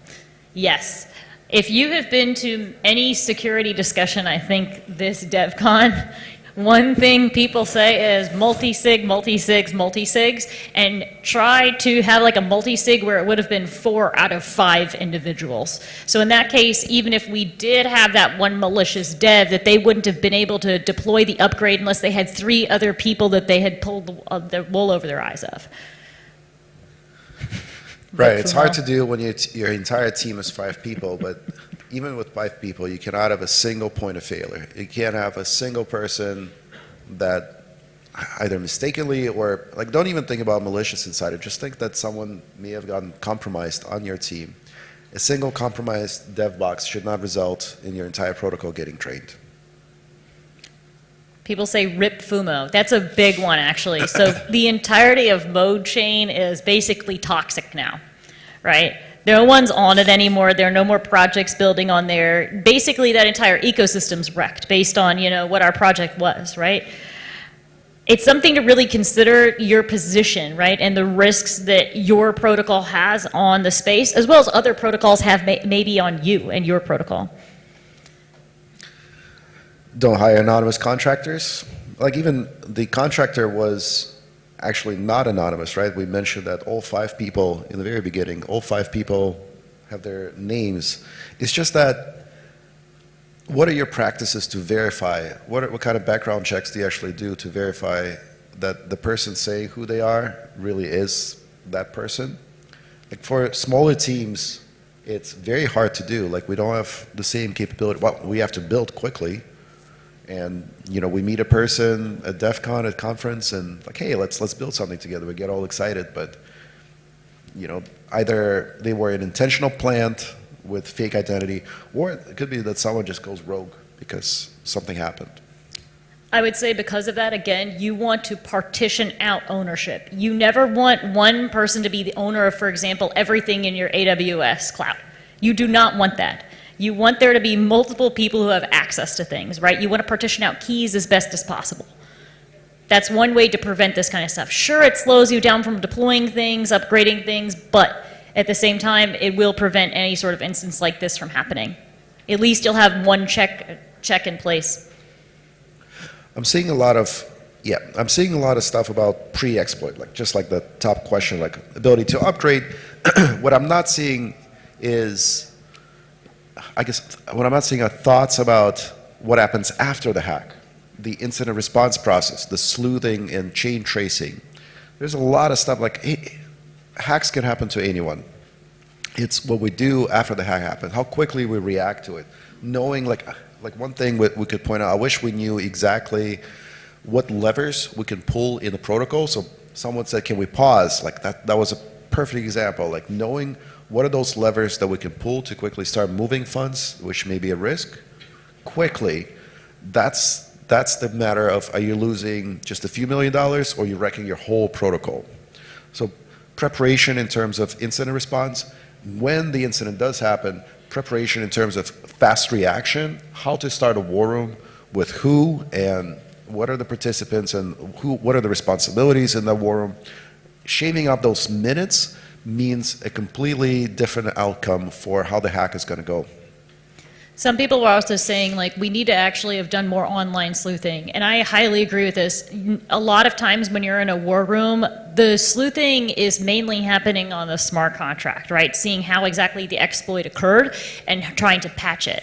At the same time, though, you need to also have people looking into who actually deployed this contract? What were they previously doing? Did they leave any other interesting tidbits behind? There's a lot of information you can actually glean out of that. You can see if they also might have deployed other similar contracts on mainnets or other L2s. And we also had the internal information too about this dev not responding to anything. But of course, we had their quote unquote real name, right? We had their email. We had all of their different handles. We could have been doing a lot with that. So don't let that OSINT information scare you. Use that to your advantage. And just, I mean, all of you guys know how to look up things on the internet. I'm not concerned about that here. Just use that to your advantage and start digging. The stats on malicious, I guess the stats on funds recovery for malicious insider are actually good. Knowing who actually perpetrated it and leveraging that against them to be able to return funds, that's a reasonable approach towards things. So, someone said require North Korean attestation prior to hiring. It's funny, for those of you that attended the DeFi Security Summit, I think a lot of us have talked about that. The problem is the concern here is that eventually even DPRK is going to be like, yeah, I hate Kim Jong-un. Right? Like they're just going to say it. There are a lot of other ways of getting around this. Like even if you turn on the cameras, even if you require real names, there are lots of ways DPRK will get around this, right? They can hire body doubles, so to speak. They can do all sorts of stuff like have fake KYC documents prepared. Instead, again, partition out key access. That's the main way that you are going to protect yourself. Don't trust anyone, basically, even if they're your BFF. Online.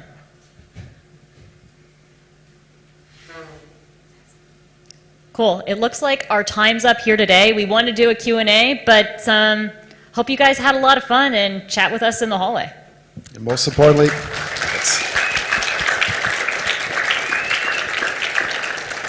take these lessons home today and start thinking, what is it that you will change in your product, in your protocol, to respond to the things that we covered today? That's the biggest takeaway. That's your homework. That's it. Easy.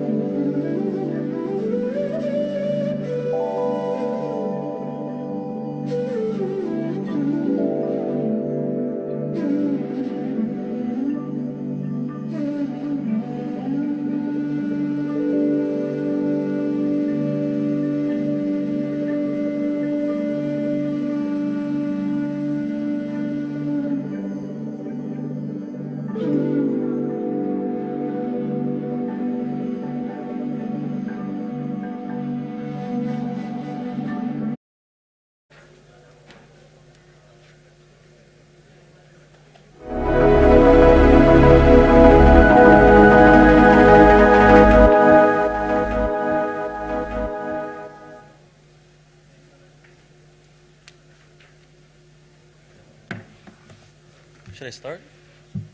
Okay. So hi everyone. So I prepared a presentation on mainly using various tools for auditing. So let's begin. You all see my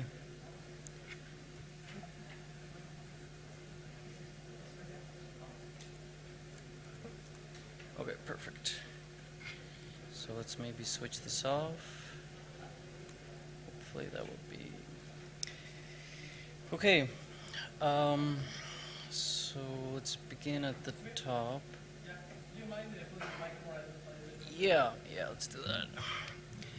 Okay, so a little bit about me. So I organized Bitcoin meetups in 2013. I worked on the Gnosis Dutch X and the Safe around 7 years ago. And I've been doing the last around 5 years, I've been doing security audits. So I have, a long trace of various bugs.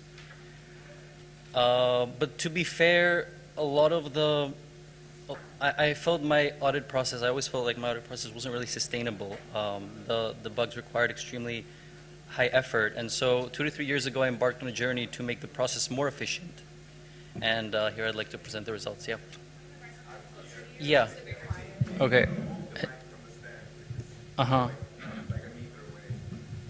Maybe I can just move it. Would this be better? Okay. So I found myself working at Trilobits. I got an offer from a Czech company called Aki, and so why did I leave? So they wanted to invest in tooling, and so that's where I went, and that's where we developed a tool called Wake, which is also one of the things I'll be presenting today. So why did I feel that was a good idea? So I felt that there were things in Trilobits tooling that warranted rewriting from scratch. So I have 4 things listed here. So in particular, so for example, Slither uses a library called Critic Compile, which tries to figure out which framework you're using and compile your project. But the issue is that it doesn't really have control over the compilation. So if you want to, for example, build a language server, which I'll also be showing, then you're at the mercy of the underlying framework, right? So one thing that you might want to do when you're building a language server is you might want to try to minimize the size of each compilation unit so that when the user makes a change in their editor, like in VS Code, the recompilation is very fast. Yeah. So all the other tools, they try to minimize the number of compilation units. So they try to minimize the time for first compilation, whereas maybe you want to try to maximize the number of compilation units so that you optimize for recompilation. So that's one thing that I'll be showing today. By the way, if you guys have any questions, then feel free to jump in. I can answer on the go. So I think fuzzing in our industry, we call it fuzzing, but that immediately evokes it's something that has to run very fast. And actually, the way we do fuzzing is not by just sending random data, because the reality is most of it would fail, right? So you try to be a little bit more intelligent and you just send the appropriate functions, so the appropriate ABI encoding. But even that is mostly going to fail, because if you try to transfer a token without sending an approval first, it will always fail. So the way we actually do fuzzing is it's more like modeling. So we design flows or rules, as they're called in various frameworks. And so when you think about it like that, when you think about it as modeling the system, then it's much more better to write it in a language where you can write it really fast, right? So my favorite language for modeling stuff is Python, so I felt that it was a good idea to have a framework where you can model economic and financial blockchain systems in that language. On the static analysis side, so I felt that, for example, Slither doesn't merge compilation units. So this is really, really tricky, because you might have like this diamond pattern, right, where some library can be compiled with multiple Solidity versions, so it has the appropriate pragma, but then it's used in 2 different contracts that pin that Solidity version. And so as a result, you have a valid project, you'll just have 2 different compilation units.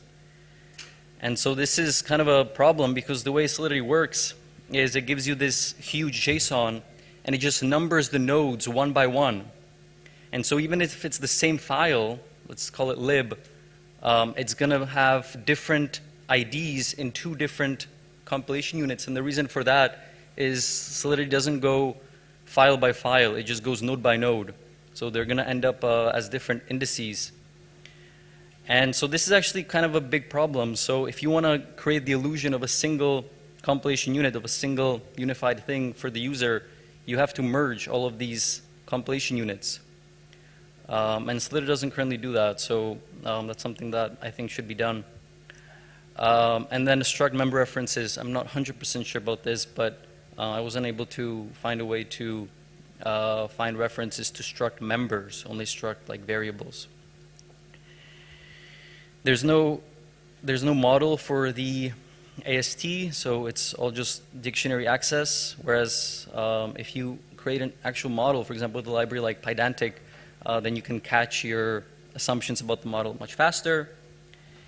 And then obviously I wanted to use a lot of cool new libraries like Rich and Click and NetworkX, etc. I think NetworkX is used in Slitter. After about a year after that, I started researching tooling full time, and so I'm going to talk about both things, general tooling and Wake. So disclaimer, oh yeah, I was actually messaged by somebody at Trilobits. In my talk it says that I was a lead auditor, so I was a lead at audits, but they actually turns out have a role called lead auditor, so just wanted to make that clear. So you guys can join groups.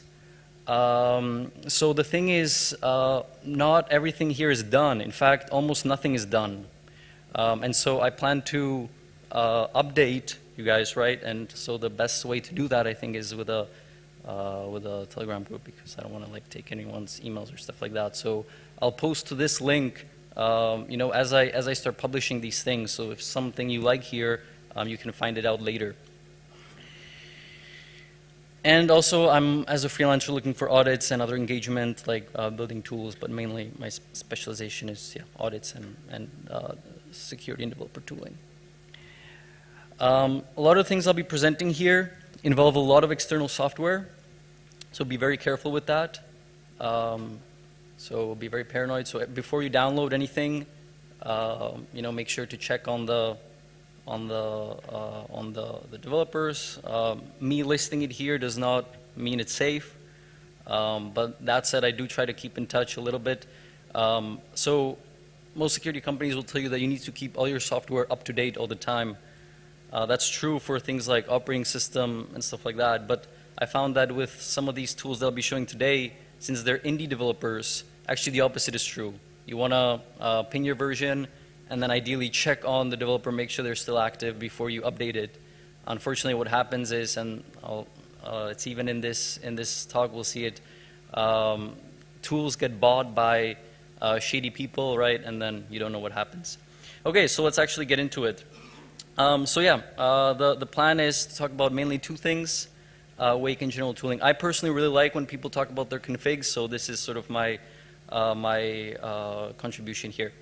Okay, so let's talk about keyboard layout first. So I tried several keyboards. I ended up using one called the Glove 80.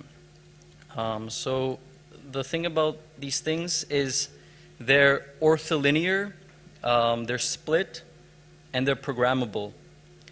That said, I found that you don't want to presumably get as much of the programming into the keyboard itself, because then it won't work when you're using the laptop separately. So you want to get as much of the programming on the OS level, which we'll discuss soon as well, presumably. So for the keyboard layout, I use a layout called Dvorak. And that's the thing, I didn't know about any of these things just a few years ago. And so as I sort of started diving into it, so this is how it looks. So the idea obviously is to minimize travel of your keys.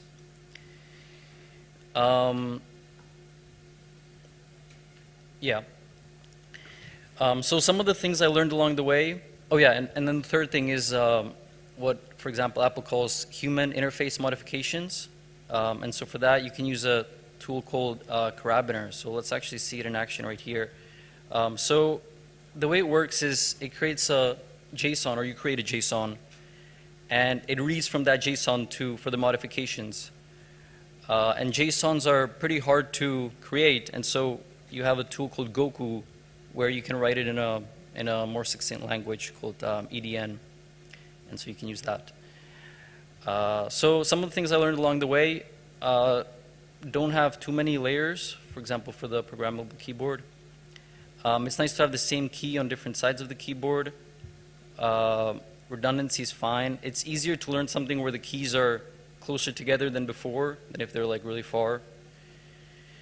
So the main two layouts that people have, apart from QWERTY, is Dvorak and Kolomak.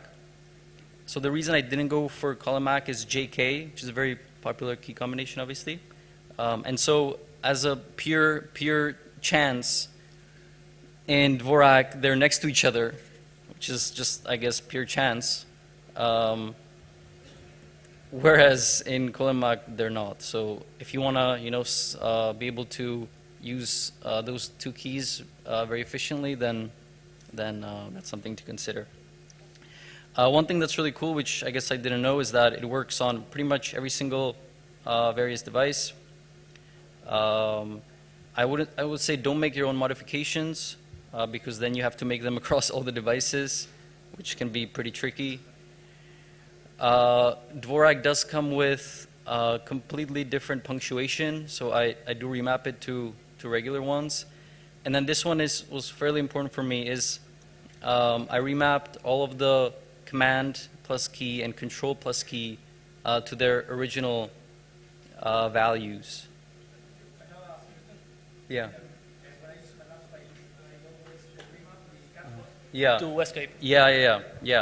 Remap caps lock to escape. It's way easier to go to normal mode in Vim instead of like moving my pinky to the end of the keyboard.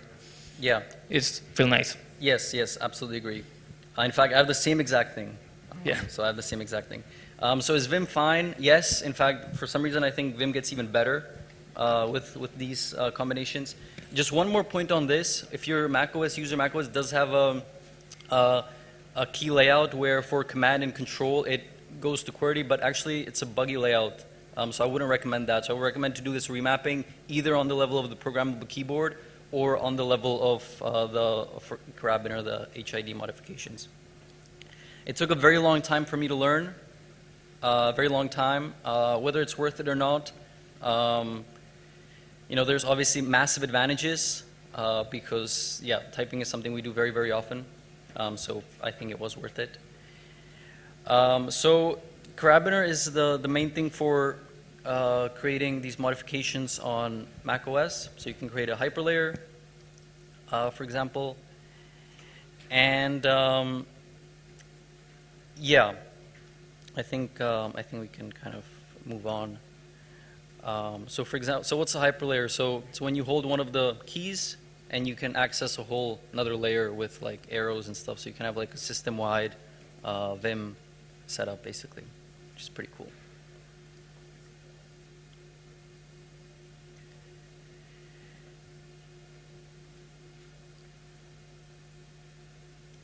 Don't spend too much time on this. Obviously, once you learn it, use it. I haven't touched my config for many months now, which I'm very proud of. So one thing I didn't know also, which I might have just considered if I was starting again, is there are already some existing layouts. So you might want to check into that before you go into. I'm planning to publish my layout as well. So currently, I have caps lock bound to escape. And when you hold it, you get the hyperlayer. And then, therefore, I don't need escape itself. So that switches to the last app, which is really, really cool.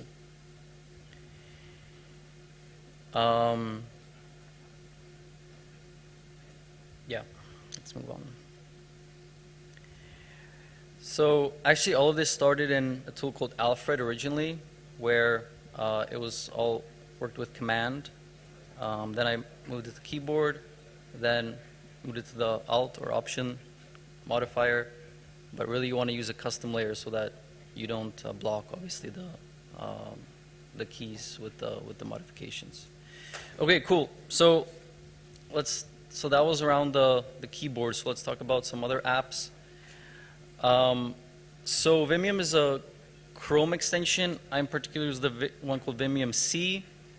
So what does that do? So it allows you to, let's find something, I don't know, like here. It allows you to scroll. It allows you to search, right? Open your, and then allows you to also like use your keyboard to open links, go back, and you can like configure all of this in the extension. Unfortunately, you can't configure it with a text file, which would honestly be the best. So if you're on, and this one is for any operating system, obviously, since it's you just need a Chromium browser. If you're on Mac, there's an app called HomeRow, which does the same thing, but on the operating system level. So this is how it looks. And then you can press anything from there. There's also one called Shortcut, but I personally like HomeRow better. It doesn't always work for Electron apps. Scrolling you can also do with HomeRow, so you can scroll anything. Very, very useful stuff. So many people use trackpad for gestures. So with an app called Mac Gesture, you can actually have gestures on your mouse. So I have a lot of these. So for example, dragging to the right will dim the screen. I don't want to do it right now, so I'm not going to do it. So this is the one that you want to be careful about. So so this is an app that does several things. So it allows you to minimize your menu bar, and then you can search it. You can search it like this, and you see all the items here. But this is one of the issues, right? Is actually recently it was acquired, so before updating, you might want to check the current status. To be fair, yeah. So there is an open source tool that I want to migrate to soon. Okay. So yeah. Let's move on. Okay, so let's talk about Hammer Spoon. So if you're a Mac user, this is a very, very useful thing. So the idea of this is they expose, for example, Objective-C, macOS APIs in a scripting language, in particular in Lua. So this is also used in NeoVim, Yahtzee, and MPV. If you don't like Lua, you can also use Teal, which is meant to be a typed version of Lua, or Fennel, which is meant to be like a Clojure or Lisp syntax. I found that with Teal, people don't really use it because instead the most popular Lua language server has support for types. So people use that, for example, in the NeoVim community. And then other, obviously, honorary mentions are Keyboard Maestro, Raycast, and Alfred. So window management on macOS is very, very hard, but I'm pretty happy with the solution so far, so I can show you. So what I do is I take the function layer and I bound it to open apps. Now that sounds great, but you also want to like retain the, for example, the volume keys, right? So you can do this all with parameters. You can say some keys will open apps and others will remain the media keys. So yeah, I just have browser, ChatGPT, and terminal. The apps I use the most by far. Yeah. And you can go really crazy with this. So in case anyone's interested, my current setup, so you can combine the F keys with various modifiers, right? So I have the following combination. So if I press Control, then it sort of switches to a different app. So for example, Arc or Chrome, YouTube Music or Spotify. So that's all done with Control. Then Shift as a modifier forces it to be on the current screen, the current monitor. And then Command does a different monitor, next monitor, it loops around, and Shift Command does previous monitor.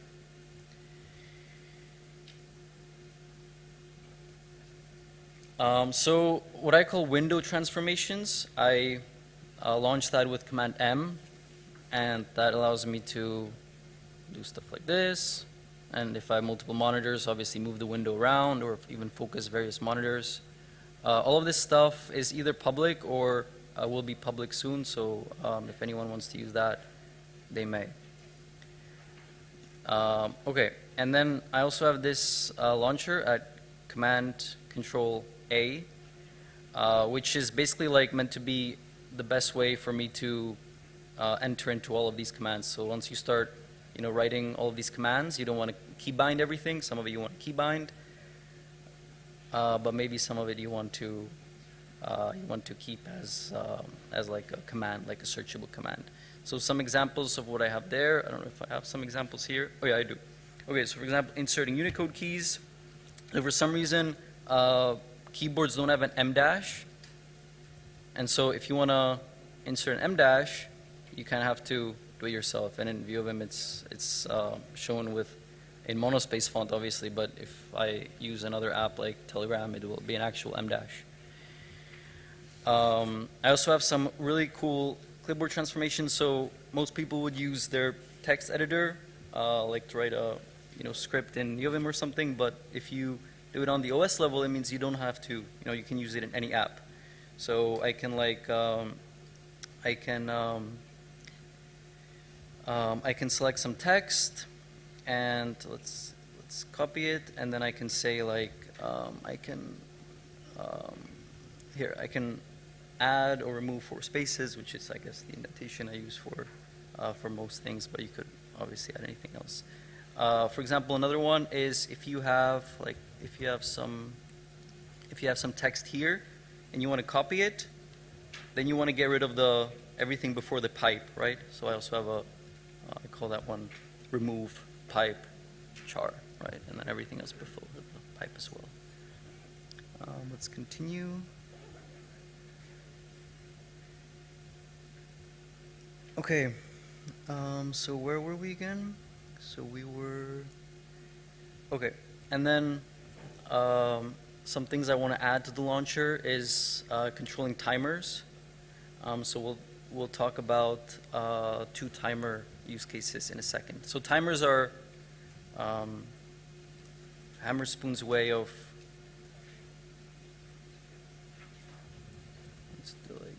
right? So this is like Hammerspoon's way of being able to schedule stuff. So this is an app called Dash. It allows you to get like documentation for various things. So I use it for like Python documentation, Lua documentation, Hammerspoon documentation. So it's offline and you don't have to go to the browser.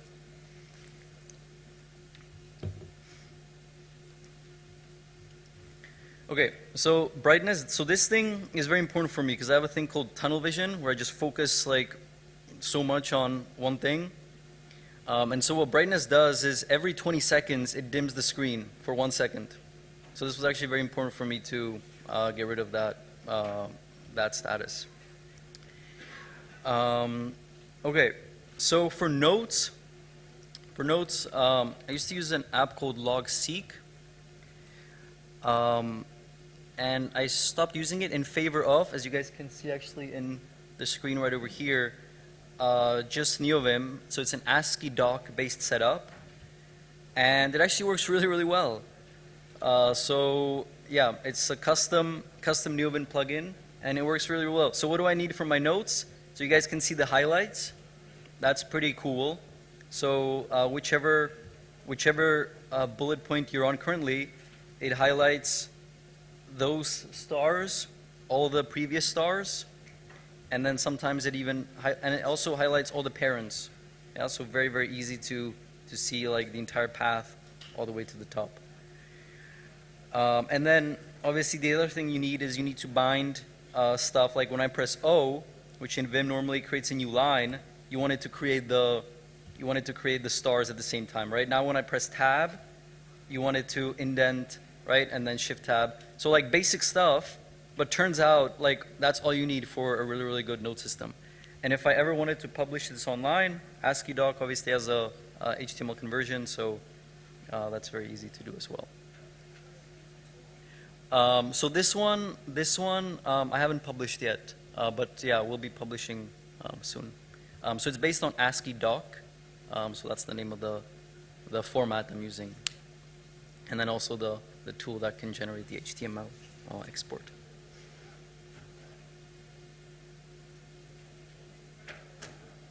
Anyone else have any other questions so far? How are we doing on time? Okay, wow, already 30 minutes. Okay, let's move on. Yeah, so one thing I learned about the nodes is it's very important to have fast access to them. And so people, talk about all these systems like Zettelkasten and that kind of stuff. So for Zettelkasten in particular, I feel it's a little bit outdated. I get most of my knowledge these days from ChatGPT, and in fact, it's much faster than like maintaining nodes. So, but still, fast access is very important. So when I was using Loxiga, I had this thing where I could search all the nodes. So Command Control N. Now I can search all the nodes, and then it would open it in the program just by hitting enter. It also shows me how many lines, words, and characters are. So this is just a shell script that outputs the data in this like Hammerspoon launcher. Okay, Hammerspoon also gives you access to programmatic access of your menu bar, and so I mainly use that for three things. One sec. I'm gonna take a little break.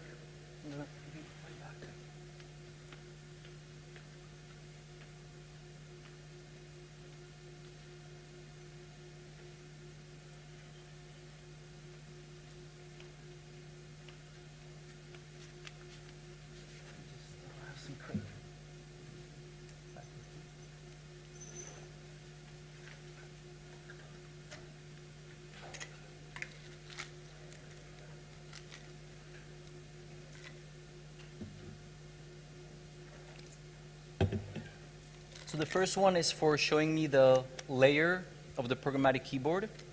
So currently we're in normal mode. And so this is really, really cool how the keyboard, if you change the layer of the keyboard, so the way I do that is it sends a private key. I catch it in Carabiner, and I use that to call Hammerspoon, a particular Hammerspoon URL, and that changes the menu bar, so I can see very visually on my screen always the layer of the keyboard you're currently in. And then number of windows on each screen. So currently I have 23 windows. I can actually even click on it to see all the windows, although Arc is kind of misbehaving, it looks like right now. And then something I did actually quite recently, which is pretty cool.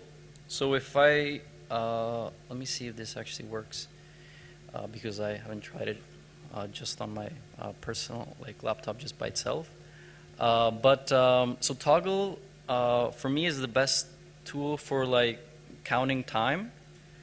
And yeah, so it's worked really well right now. So when I press Command Control and then the pause button or the play button, it resumes the last session. So the last session is called, the last project is called Devcon, because the last thing I was doing was preparing this presentation. And it does actually two more things. It also shows me the current time today and the current time in the last 7 days. So this is a visual representation to make sure I'm always counting the correct project that I'm working on, and also kind of a motivational thing. I always want to be obviously above 20 or 30 hours in terms of work done in the last 7 days. And daily, I want to get to, whatever, 5, 6, 7 hours, whatever. And then obviously if you, I can also launch the app, right? To see all the details and all the projects and stuff like that. I can show you guys how it looks if you're interested. So you can see the calendar here, yeah, and the list and all that stuff. So that's for me the best one.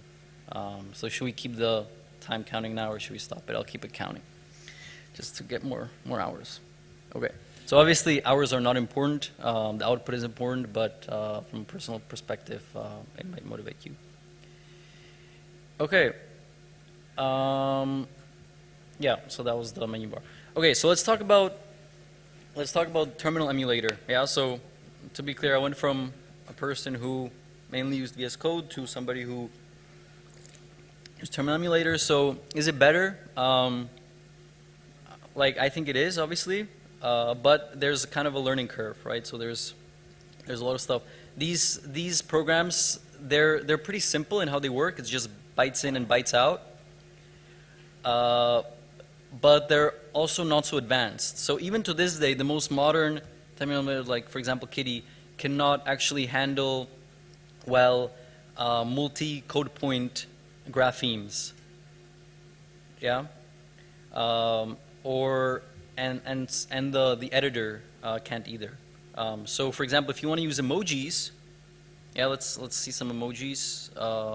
Let's for example go to Wake, and then let's like open some random file. Okay, so this is something I'll be showing in not long. So this is how I read code these days. And so it's based around emojis to a large degree.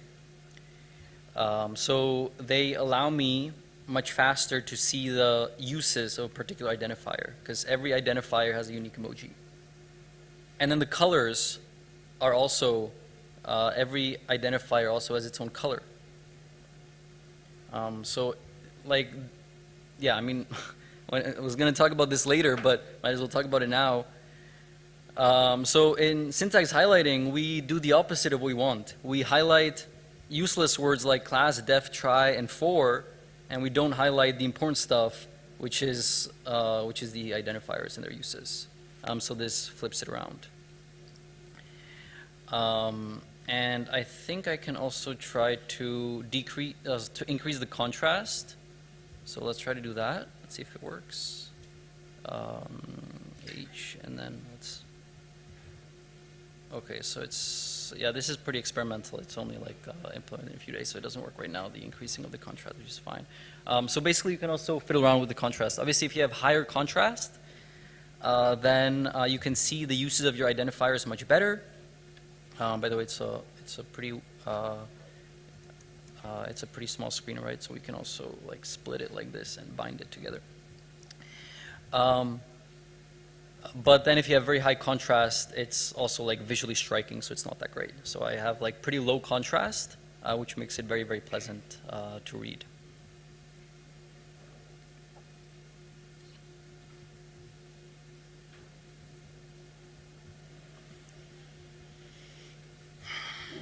Yeah, so and then we'll have another example where we see emojis in practice. And the thing is, you have to pick among only the ones that are single code point. So they can be multiple bytes. They just have to be single code point. And so there's a lot that you can't use. For example, you can't use flag and other ones. So I have it. In fact, I have a whole list of all of the ones that are single code point. Yeah, whereas VS Code can handle anything. Okay, so this actually is not meant, I'm not at this point meant to talk about Kitty here, the terminal emulator I'm using. That actually comes later. So in this section, I was actually meant to talk about the hammer spoon uses of Kitty, but let's talk about that a little later. Let's just scroll through everything right now. Yeah, I mean, like, just last thing I'll say, like contexts, if you want a better version for Command Tab, then check out this app. Yeah, and I think that's enough. I spent too much time on window management in the last few years. So what I learned using Hammer Spoon, so as with any other thing, you want to have a very fast iteration process. So for me, instead of reloading the entire thing every single time by clicking reload config or even like having a key binding, I find it much better to just reload one single module. And so the way you can do that, yeah, I mean it's pretty obvious. You can interact with a CLI or like with a prompt thingy instead of with this. But it does not support readline. So readline is a very popular C library that is used in many various prompts to handle text, essentially. So for example, it's used in, if you just type in Python, that actually uses readline. Unfortunately, yeah, so this actually uses, so you can very quickly jump between the words.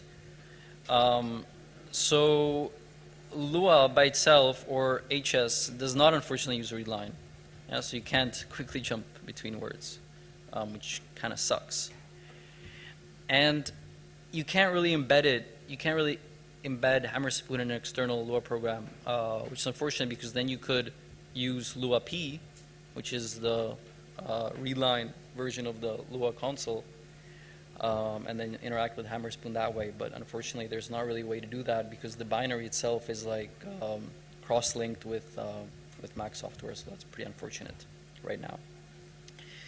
Cool.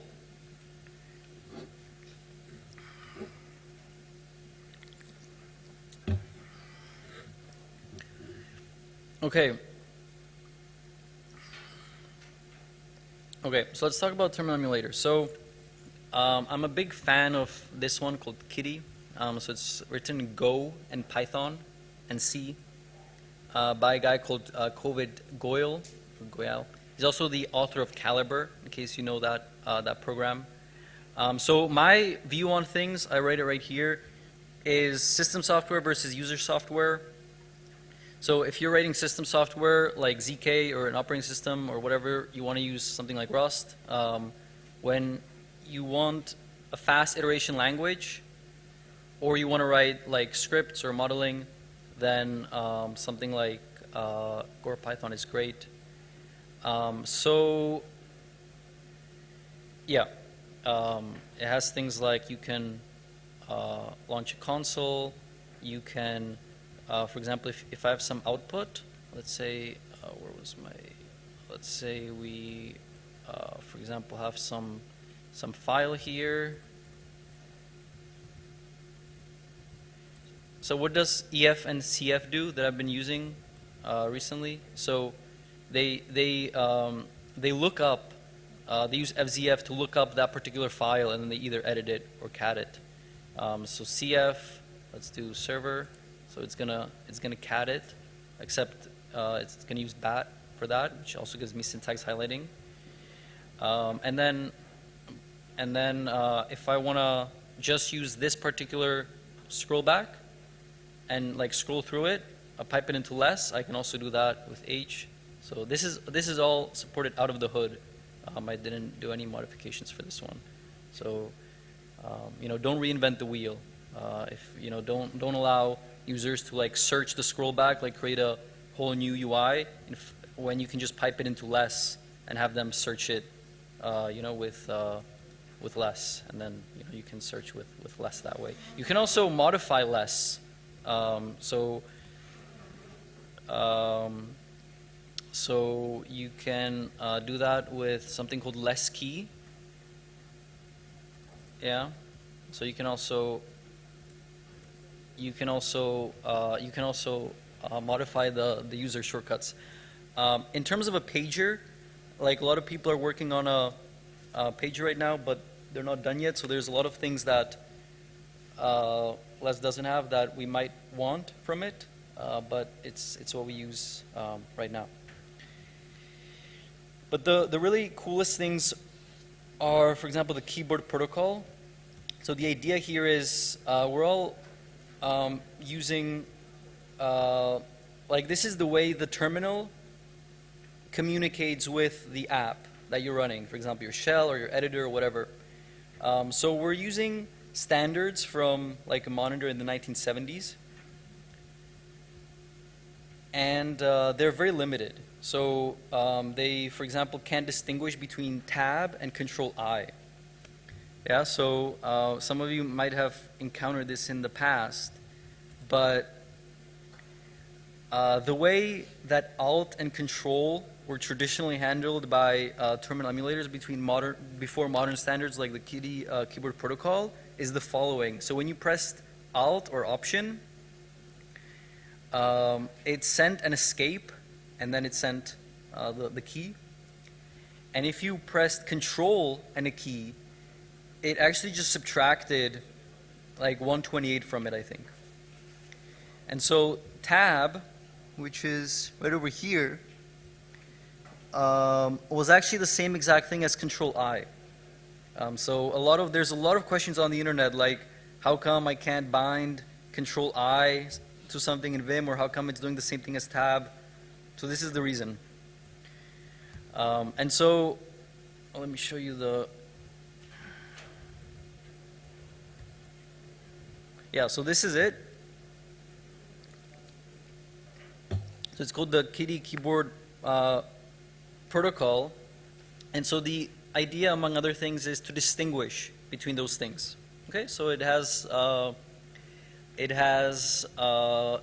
sends a particular byte sequence when you press a button, when you release it, and it sends you the exact information. So as an app developer, it's very easy for you to handle that. And it's currently supported in actually many places. Not all of them have full support. So for example, NeoVim is getting support, but doesn't like have full support just yet. The only thing that I feel it's missing, so there might be like a 2.0 version, is currently we don't distinguish between left modifiers and right modifiers. So that's a bit unfortunate, you know, but it is what it is. So left control is the same thing as right control. Right now there's no distinction. And so if you want to see an example of the protocol, let's see if I can do that. Yeah. So we want to. Okay, this one, perfect. Sorry, not Unicode input, but I think it's called show key. Yeah, perfect. Okay, so here you can experiment with this. For example, when I press A, it sends, right, the byte sequence corresponding to A. If I press Command A, it sends, this is escape, and then these are the bytes that you can also figure out over here. So this is very useful because I use this to create something which is really cool, and that is having full macOS key bindings in basically every single shell app that I use. So what do I mean by macOS key binding? So on your computer, you're used to that if you do Option left, it jumps back a word, and like Command A, like Command left, right, Command right, Command backspace. Like you're used to these things. You probably use them, and especially if you have a hyperlayer, right, like we talked about earlier, then they just become much closer, and you just end up using them all the time, right? But you don't want to have this distinction. Obviously in Vim, I can always go to, or even in your shell, you can always go to normal mode, that's true, but sometimes you end up pressing it because you're not aware that you're in a shell app, right? You think you're still in the browser or something. So ideally, you want these key combinations to work in shell applications as well. And so that's a little tricky. So how do we do that? So the reason it's tricky is KDE is actually very intelligent, and it actually figures out which app you're using and whether it's going to support the protocol. And if it doesn't, it reverts back to the old standards. And so what you want to do is you want to force it to use the new standard. And while we're at it, we might as well just pick like random keys that we're going to send. Okay, this is not necessarily, I could probably get rid of it, but it works, and so I'm not changing it. So what I do is I send F27, F28, F29, F30, all the way to like F35. And then you can catch it on the layer of the app and handle it there. Yeah? So you can do this in, currently in, so this currently works in everywhere that readline works in, which we talked about. So for example, Bash or the Python console. This works in ZSH. And let me also say, because it's not obvious, which of these required custom handling and which of them didn't. So readline required custom handling. So that one is interacted with a file called input.rc. There we go. And so this is how it looks if you wanna get it to work in Bash or in the Python console. It's just this. Let's look at how to do the same thing in ZSH. So that one is a little different.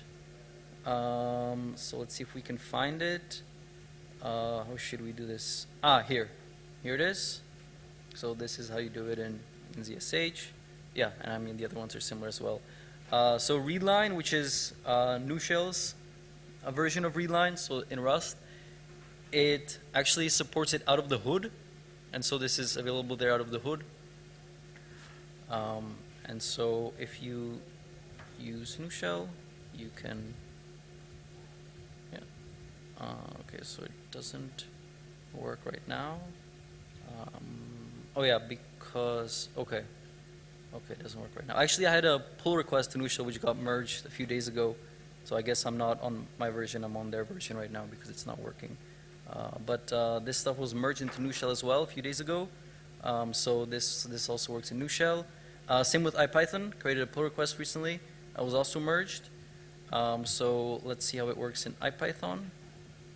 So let's, for example, go somewhere here, and let's get rid of everything. Let's go back to, yeah, so you can type some text, and then you can, yeah, so this was very important for me because it was extremely frustrating when I'm used to this working in most places, and then I'm, doing my happy, interaction with Wake and IPython, stuff like that.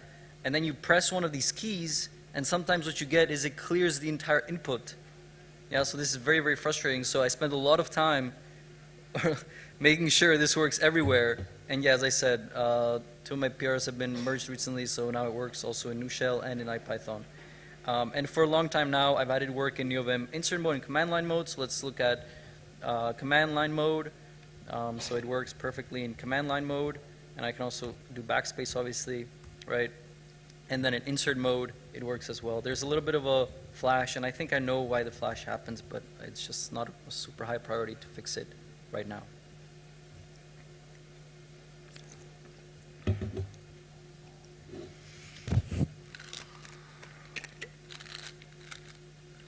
Okay, so I think we're in the foundation section in terms of everything I learned regarding the terminal.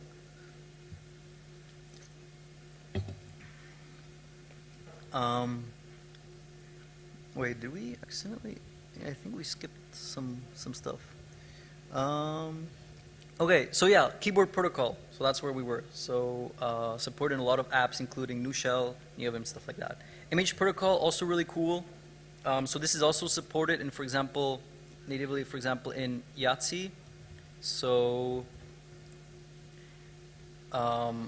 you can have a file manager like this, and it previews the images for you inside the terminal emulator automatically. This required zero effort from my part. It just does this under the hood because it supports the keyboard protocol, the image protocol.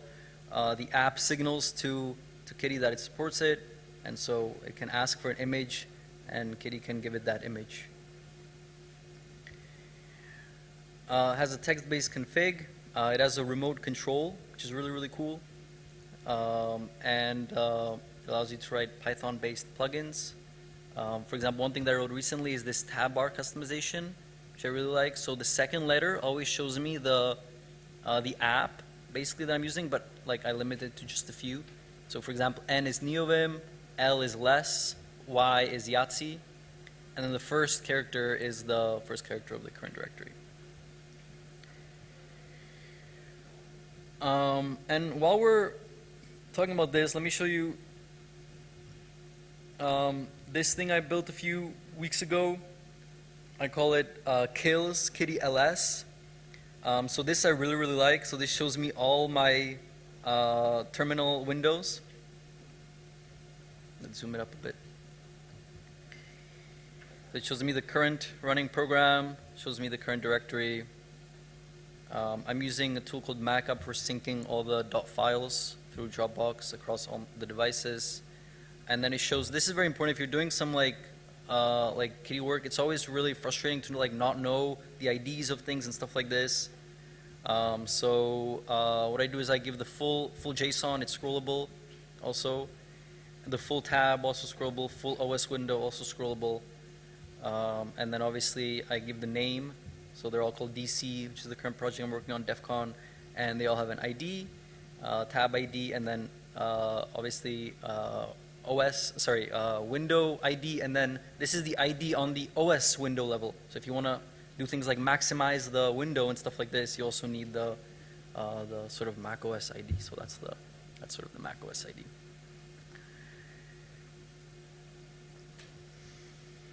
Okay, so where were we? We're kind of jumping up and down, but I think I'm doing a fairly good job at giving structure and stuff. So let's just continue. So we might come back, but let's talk a little bit about command line tools. So one thing that you might want to check out is this link right here. You can also, you can also open it in the browser.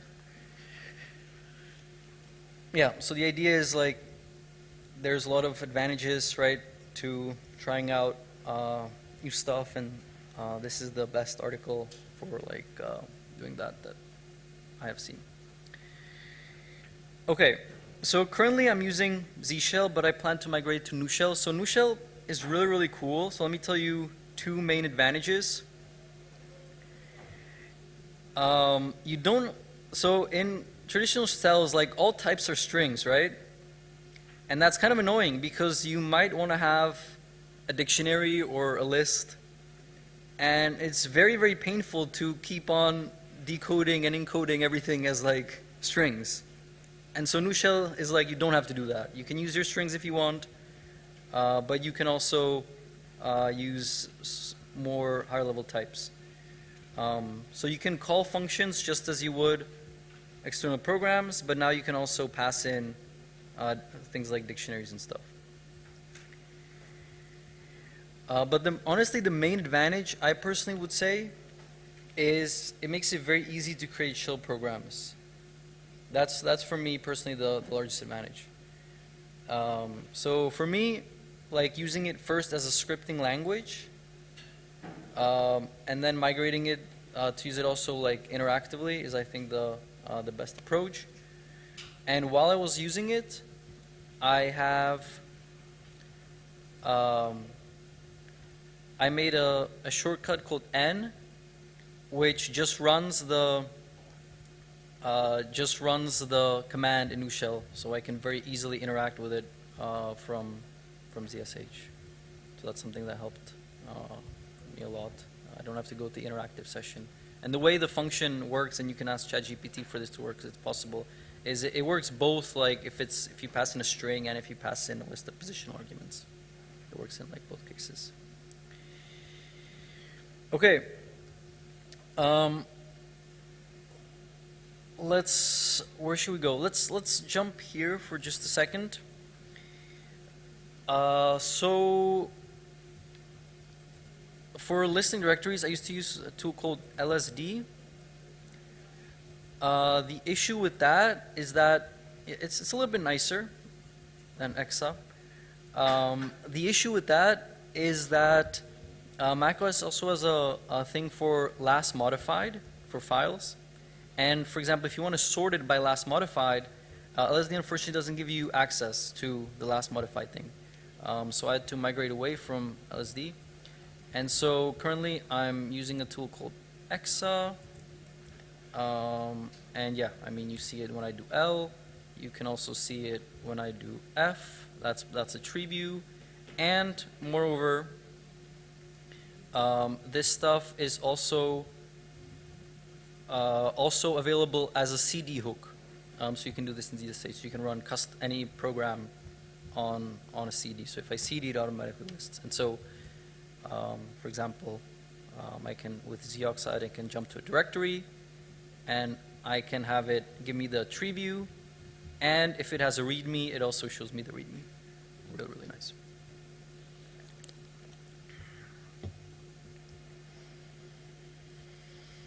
Okay, so where were we? Over here. Yeah, we talked about all of this. Zoxide allows you to jump between directories super quickly.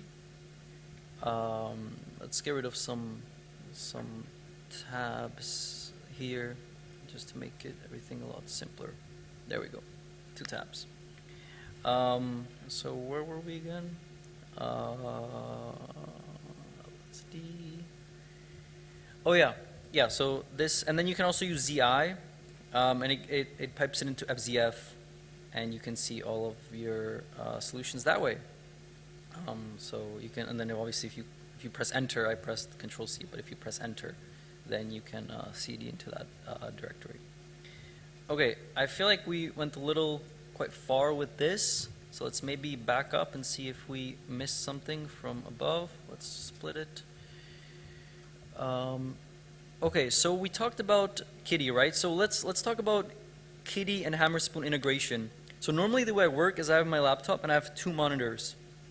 And the convention that's worked for me is I name all of these Kitty windows as position and project. So for example, there will be L scratch, R scratch, L Devcon, R Devcon. And I have a shell command called KSOS to rename, right, to name the OS window essentially. And then you can bind Command Control Tab to switch between windows of the same project. Very, very useful. And as we already said, Command plus an F button goes to the next window of the current app. And there's also Command Tab, which does context. Remember the context app we mentioned earlier? But just for this current app. So all in all, I have 3 ways to navigate to windows of the same app. Very, very useful. It sounds trivial, but it's actually very useful. So let's write them out over here. So Command F3 to go to next. Then we had Command Control Tab, next window of same project. So this is next monitor. Yeah, I mean, this stuff is meant to be as an inspiration, so it's like not really important that we get it exactly correct. And then obviously there's also like Command Tab, which is just contexts switch. Yeah. Okay. And so that allows like really, really high level handling of all the windows. So for example, Command Control E shows me 3 things. It shows me all of the projects I'm running right now. We created a new window recently, so let's give it a name. Let's call it RDC, or like let's call it also DC, just like this, or maybe like 2DC or something, right? And so now let's press Command Control E. So now we just have 1 project. In the first window, I have 2 Kitty windows, and in the second one, I have 1 Kitty window. The second thing that allows me to do is to create a new project interactively. I hope this will work. I'll show it in a second. It's a fairly recent addition. And then to open any of my saved projects. So let's try to create a new project interactively. I can also get there by doing Command Control Shift N. So let's do it that way. Command Control Shift N. So what this is going to do, so the idea of this is the following. Once you start to think of your windows as projects, let's say you want to start an audit. You don't want to have to go into one of your existing windows to git clone it, right? You want to sort of do it both at the same time. You want to git clone it and create the window. So the way I do that is the following. So the first thing that happens is it creates a new window called New Project, and it gives me 2 tabs there. So here I can do my git cloning. Okay, so here I can do, whatever. I can do my git clone, and then it creates this TOML file, and as soon as I close it, it's listening to the process, and as soon as I close it, it's going to open the windows to work on. Yeah, so this solves the problem that you can both do your cloning and you can launch the window. So let's see it in practice. So 3, 2, 1, close it, and bam. So what did it do? Currently the way it's configured is it opens 1 window called lproj and then rproj, and obviously this is customizable. We call our project proj, so that's what we get as a result. But we could have called it something else. So yeah. Okay, so where were we? Oh yeah, convention names windows usually by position project. Working setup is not current to monitors. Okay, blah blah blah blah blah blah. Here shows both running projects, and then obviously if we also save the project, oops, I accidentally did the new thing, so it's going to launch it again. 3, 2, 1. Bam. So let's close it all again. Then we would also, if we also saved it, then we would also see it here in the saved projects. Okay, let's just jump through this because I want to move on. So let's see. This one we talked about, create new project. And then this one we also talked about. So this is the one that has the web server, and it gives you the view, and it allows you to, just by clicking it now, it's going to focus it. Hopefully it's going to work. Let's try it. It might not. 3, 2, 1. It worked. Okay, so it focused it. Let's try with the OS window. 3, 2, 1. Okay, it focused it. So it works.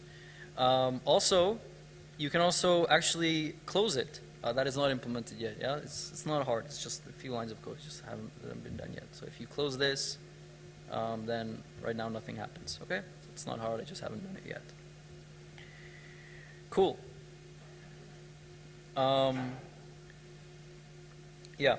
So I wrote all of this Kitty integration with Hammerspoon. All of this stuff is written in Hammerspoon/Lua. While some of it was probably a good idea, I should have considered the Python-based plugins much more seriously. For example, for window opening, you don't get a callback. So you do get a callback when the process ends. That's how we're able to, remember when I said, let me close Vim and it's going to launch the window. So you do get a callback when the process ends, but you don't get a callback when you launch a window to it actually being available, which is kind of unfortunate. So it means I have to do these hack where you wait 100 milliseconds and then you interact with the window. It is what it is. It works. It's never not worked, but I'm not particularly proud of it.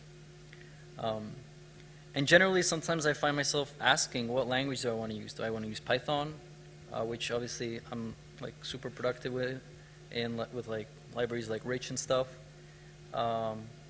Lua, which would then allow me to integrate it directly into Hammerspoon, or GNU Shell, right? So I'm kind of undecided. Window management is really, really good in this term emulator. There's some really cool built-in plugins, like for example Unicode. So this allows you to search for any Unicode character. So built-in, the plugins are called kittens. So this is a built-in kitten, allows you to search for a particular Unicode character. Hints, so that is where, for example, if you had a link, or actually I could show hints probably like this. Let's see if that works. Well, okay, so I recently rebounded, but you can, for example, this might work. Okay, let's just give me 10 more seconds to try it out. So let's see if we have, for example, echo hi. There we go. Okay, so what just happened there? I mean, nothing fancy. It's a kitten that I'm bounding to a particular sequence. I can even show you. I can maybe show you in a different tab. And yeah, I mean, honestly, I don't think I need to show it. It's not that interesting. But since I'm already here, I'll do it. So hints is right here. So map kitty mod, which is command control plus P and then L. So let's try it out in practice. Command control P, and then it says Shift L. So let me press Shift L. Okay, press Shift L, and so what happened there? So it ran a kitten called hints -- type line -- program the current scroll back -- multiple. So now I can press 1 and it copies it to my clipboard. I can press 7 and copies it to my clipboard. I have a feature request on GitHub to also support ranges. It doesn't currently do that, but it is what it is. And then I press escape, and now I have it in my clipboard. Yeah, so this is kind of cool. I think most terminal emulators don't have that. Most people do that with Vim and stuff, but this is very useful if you have some output so that you don't have to use the mouse, right? The idea here is I completely eliminated the mouse. It also ships with nerd fonts, so these are kind of important. So a lot of CLI tools like LSD and EXA, they show you these icons, and you need like what's called a nerd font. And so you can either download it online, but Kitty ships with a nerd font, so it's going to work. It should work out of the box without having to download anything. And then tab bar, recent edition, we already talked about that. You can customize obviously how your tab bar looks. Let's continue. Yeah. So would you guys prefer I show you Wake or I finish this? What would you prefer? I show you Wake? Because we don't have so much time left, unfortunately. So I'm going to show you Wake, but I also want to talk a little bit about this, so let's see if we can do both at the same time.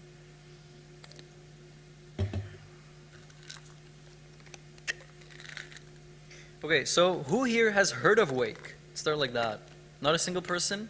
Oh, okay, one person. I can't see you. Do I know you personally or not? No, okay, that's cool. Wow. How have you heard of it? Or online? Okay. So what is it? So, okay, so there's quite a lot of explaining to do. So let's do it quickly, okay?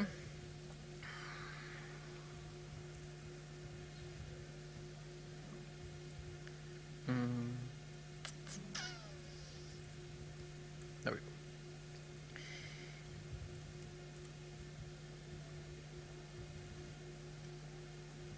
So alt is a little shell script that just toggles between underscored and not. But it's actually really useful. Okay.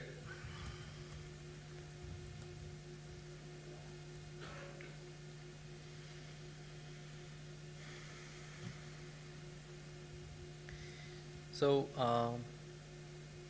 two more very quick things. So SCC is a tool that allows you to count lines of code. And I have a version called SCCD that does the same thing but for directories. And then I have a thing which will probably be called PRAG, P-R-A-G for Practical Git, but it's currently called, I think it's called Git Python or something. So let's run both of these tools. And now, if we launch Ranger, which is a file manager, we can see two really interesting outputs. So the first one is the recursive line count of every directory, and the second one is Git history.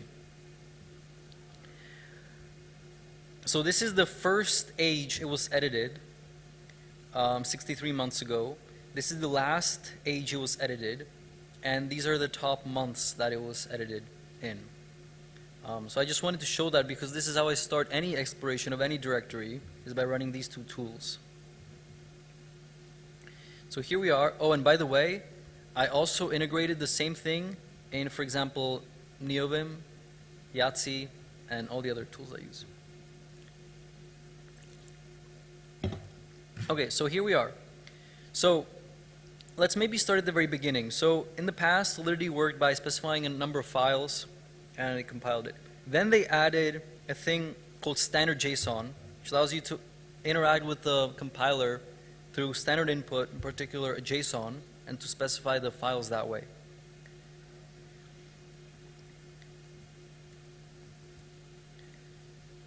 The issue with that is people want to have dependencies, and they don't want to specify the remappings. They want to say just import at OpenZeppelin, and they want it to work. They want to say import node modules at OpenZeppelin, etc. So what they added is a thing called include paths that allows you to specify, okay, include paths, node modules, and now everything that, for example, if we do import at OpenZeppelin, if it doesn't find it, it's going to look in node modules.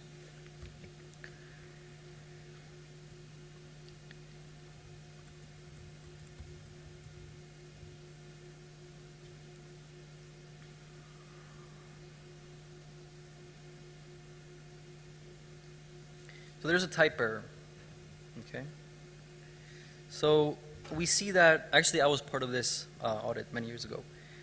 So there's a type error, and there's something going on, but we don't really care about this directory. It's an audit directory. So we want to exclude it. So how do we do that? So let's start by running wake init config. By the way, if you want to see the help, just very quickly, this is how it looks. In fact, we can even get it in color this way. We have to rerun it. There we go. So let's run wake init config. It's going to try to create intelligently the current config file.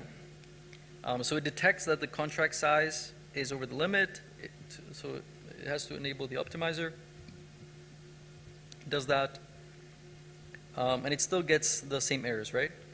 So now we need to tell it how to compile it. So compiler.solc include paths, this is a compiler thing. Whereas exclude paths, that's for the tool. And it's going to tell the tool which directories shouldn't be primary compilation targets. They might still get compiled if they are imported from elsewhere, but they will not be primary targets. Okay, so let's just add audits here. Is it called audit or audits? Audits.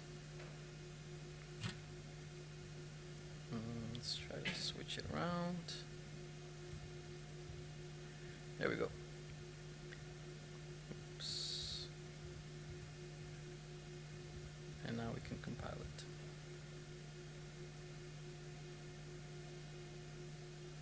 And this is a clean Git clone, and we were able to compile it. So the idea of this tool is it started as a static analysis tool. You can also use it as a framework, as a fuzzer, as a lot of other things that I'll be showing. But the main thing is it tries to work with all the other frameworks out of the box, ideally. And as you can see, it did work out of the box. This was kind of a, well, except if we excluded the audits. This was kind of an easy example because they actually don't have any dependencies. There's no dependencies, so it was fairly easy.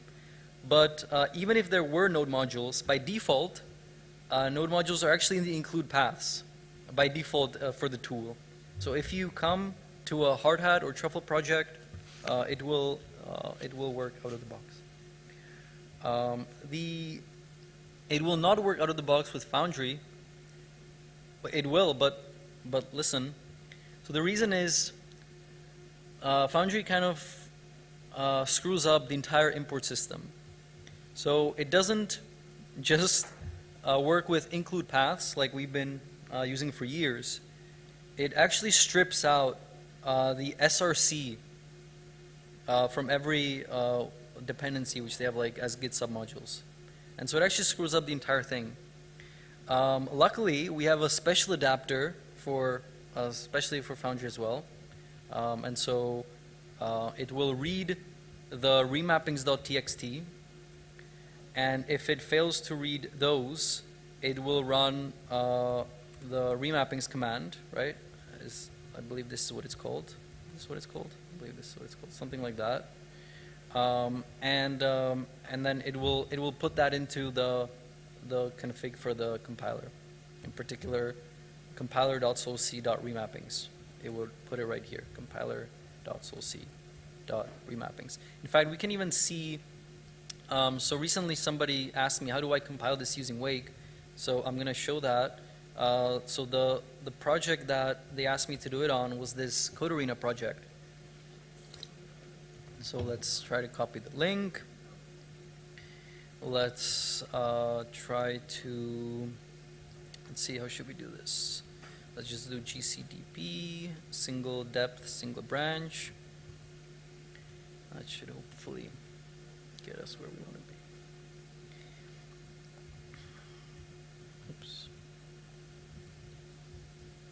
Wake up and wake init are synonyms. Okay, so this is a little tricky because there are a lot of Solidity files here. And yeah, so this one is going to be a little tricky, and I don't think we have the time for that because we're out of time. So instead, let me show you what you can do once you compile it. So one of the things is we give you really easy access to the AST. So for example, let's create a new thing.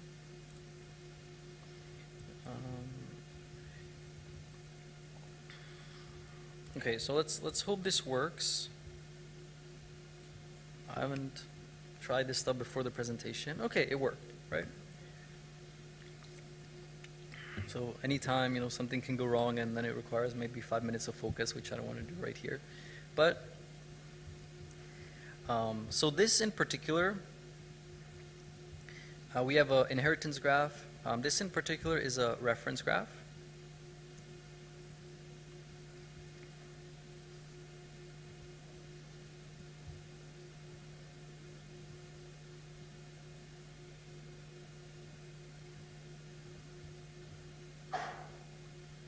Okay, so this is a reference graph. So let's try to click on one of these. In fact, let's have just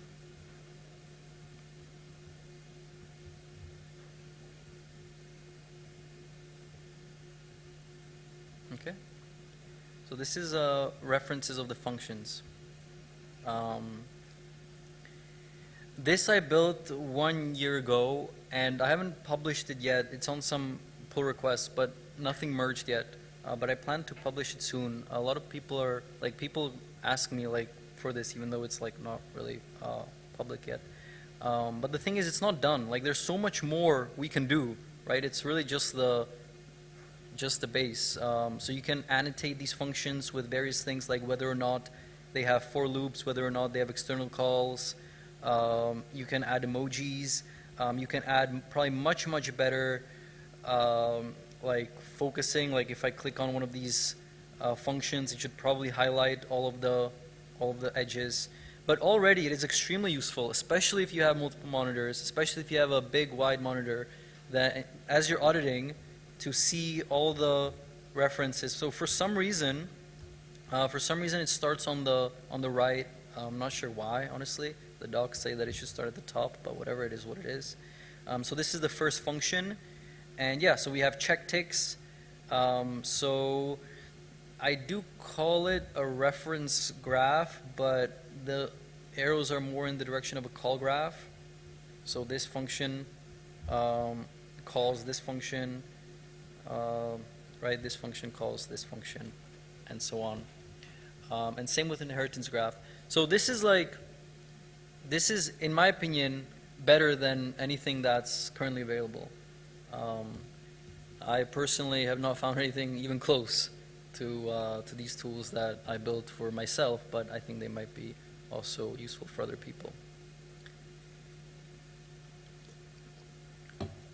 In fact, just by typing in wake init printer -g, you can create any printer you want.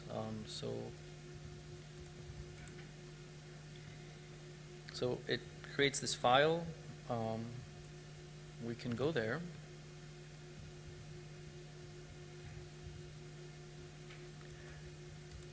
One thing you want to do is you want to say export Python path, and you want to add the wake side packages so that once you start importing stuff from wake, it can see it. Okay. So I started auditing after quite a long time of doing tooling research. Around 1 month ago, I was doing the Uniswap v4 code arena thing, and I ended up actually just writing massive amounts of these printers, and they're really cool. So let me show you some of them. So let's, for example, try write functions. In fact, right now it's pretty ugly code actually. But I'm in the process of structuring it. So before, each printer was a separate file. Now I'm in the process of putting it all into lib and just having like the entry points. So let's, for example, let's see if this works. I call all of them like U- for like user, so I know that they're not like the built-in ones. You can also see all the printers by typing list. Let's do it again. Now it has a wider terminal. Available printers, so loaded from, so this is the package. So wake comes with this package called wake_printers. So it comes built in with a bunch of printers. So let's try at least one of them so that we can see it. Let's try, for example, C3 linearization. Let's see if we get tab complete. We don't, because it would be too probably imperformant to loop.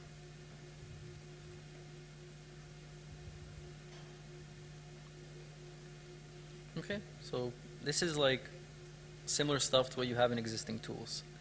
The difference is all the stuff I've been mentioning, like you have the unified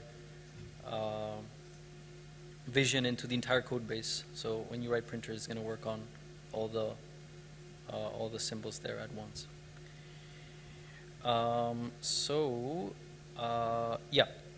So these are the ones we have right now. And let's see. Okay, let's try to run, for example, this one.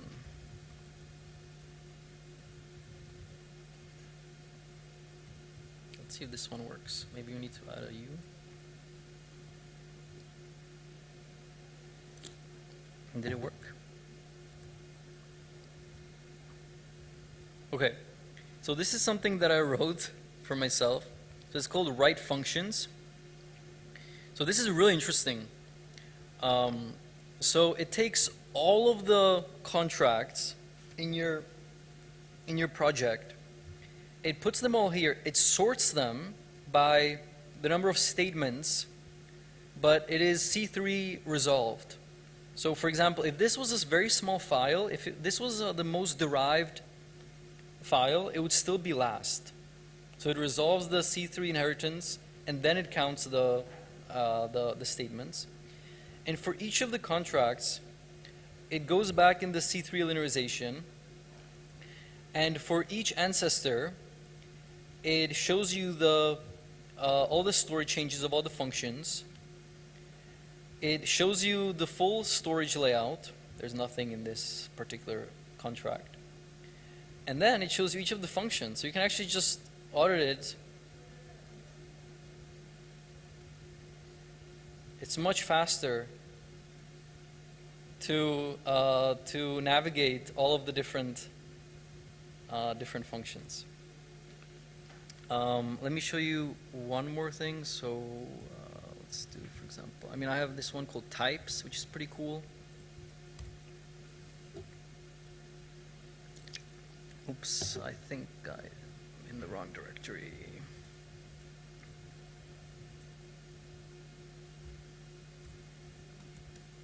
Okay, so what types does, it uses the same exact ordering. Yeah, so that's where it's important to put this logic into a lib so that you can reuse it in all of your printers. So it has the same exact ordering. Now, for each contract, it shows you the number of statements, C3 resolved. And then the types one is meant to be for like peripheral things, like struct types, enum types. I don't think it shows events, but it does show, I think it does show storage variables, and it definitely shows constants. So that way you can read the types, all the structs and stuff, and what they mean before you even begin. And the final one I want to show you is the reference graph, or the call graph, but inside of a terminal. So I actually don't remember the name, so let's see how I call this. Contract call graph, I believe.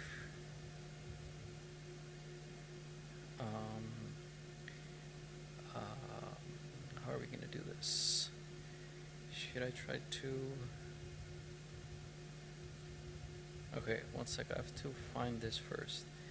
Emojis create notes. So this is meant to create an outline of notes for all the contracts and all the functions so that I can very easily take notes on everything. Also very cool. This one. Actually.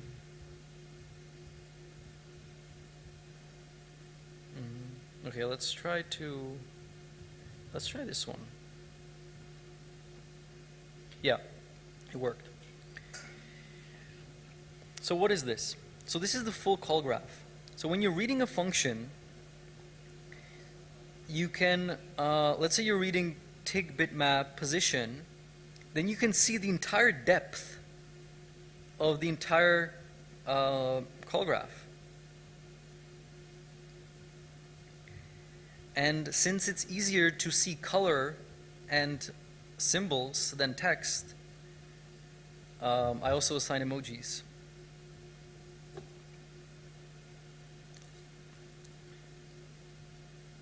Yep.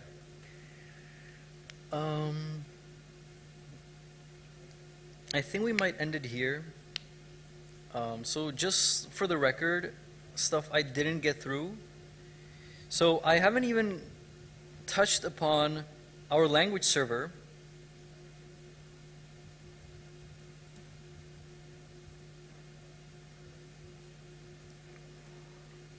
It used to work in NeoVim as well.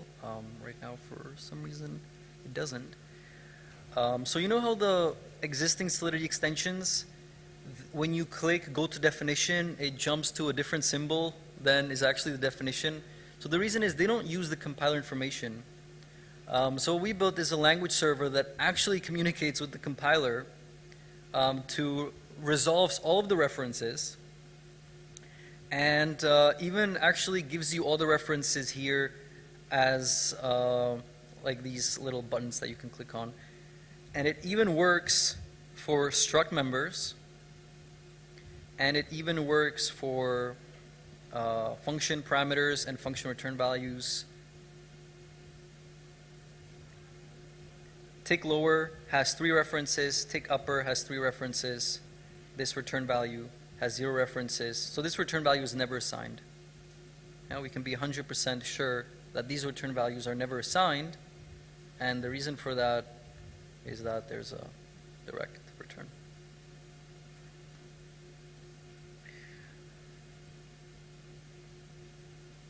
So what we haven't gotten to is the fuzzing. So I guess next year or next time, some other time. And let's see what I have not been able to do in terms of the other stuff. Yeah, everything around NeoVim, like the emojis and the percentages that I showed. And some of the stuff I'm working on right now. For example, one of my goals is what I call one click, which is a printer that you run, and it will export all of this information into a HTML file so that you can open it, for example, on your phone or on your tablet, and you can audit on the go while having this like really advanced information about your code base. So that's it, guys. Thanks a lot for coming, and yeah, thanks.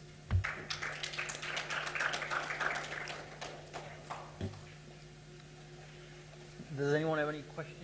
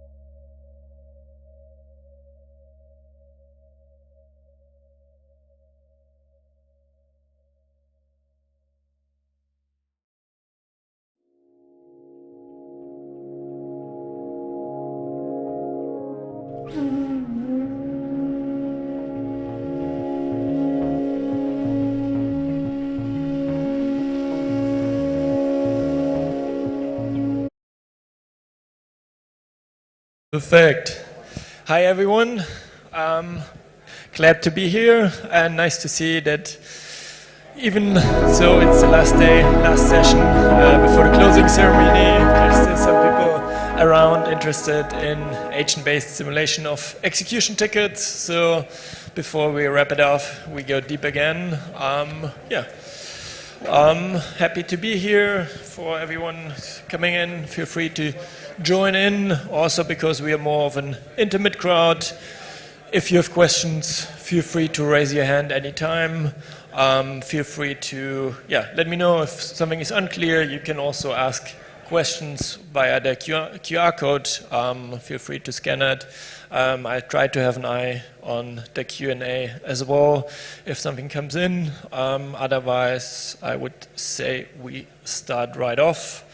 The general structure is going to be half an hour of theory, a bit of background on this, execution tickets, quick wrap up what's execution tickets again, then some research insights, what did we find in the agent-based simulation, and then the second part is kind of a, let's say, open-ended part about running the simulation, running the code on your own machine.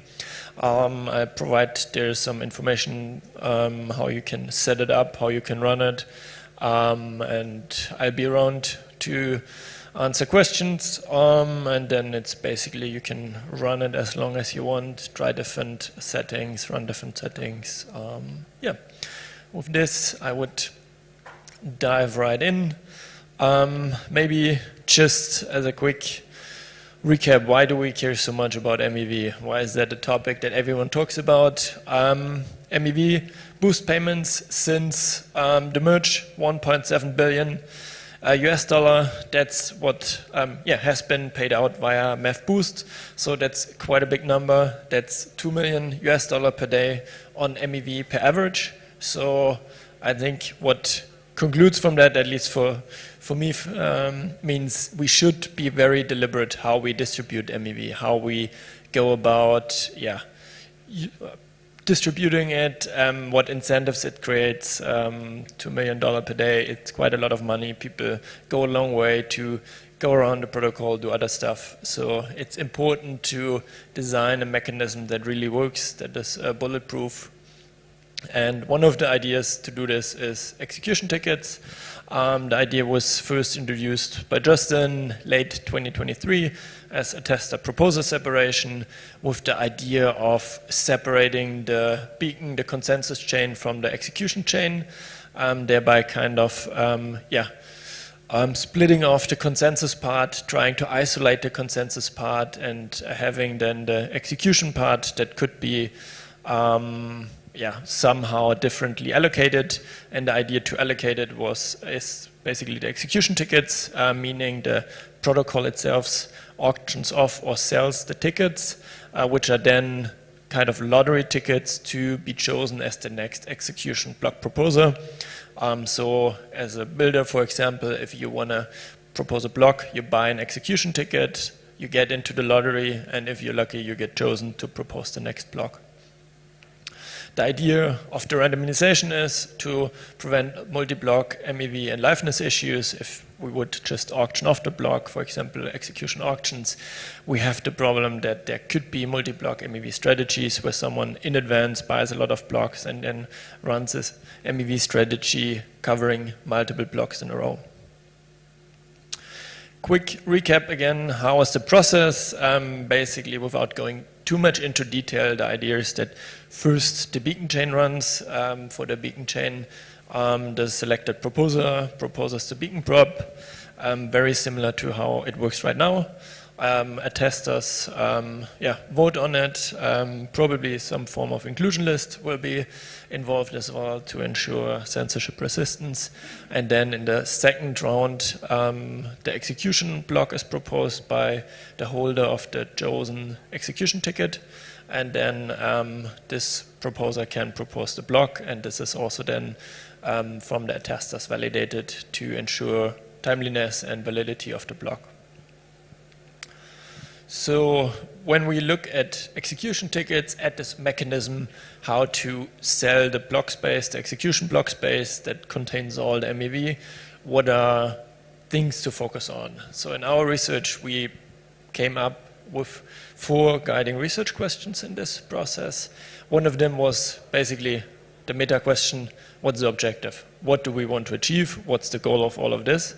The second one going along is how do we measure it? If we have a goal and we can't measure it, it's hard to optimize for.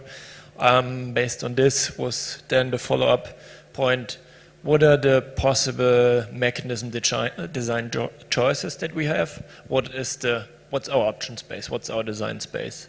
And then the last one is, if we run the simulation and do this as a simulation based, what are actually the outcomes? How the different configurations go on this. When looking into the first question, what are our optimization objectives?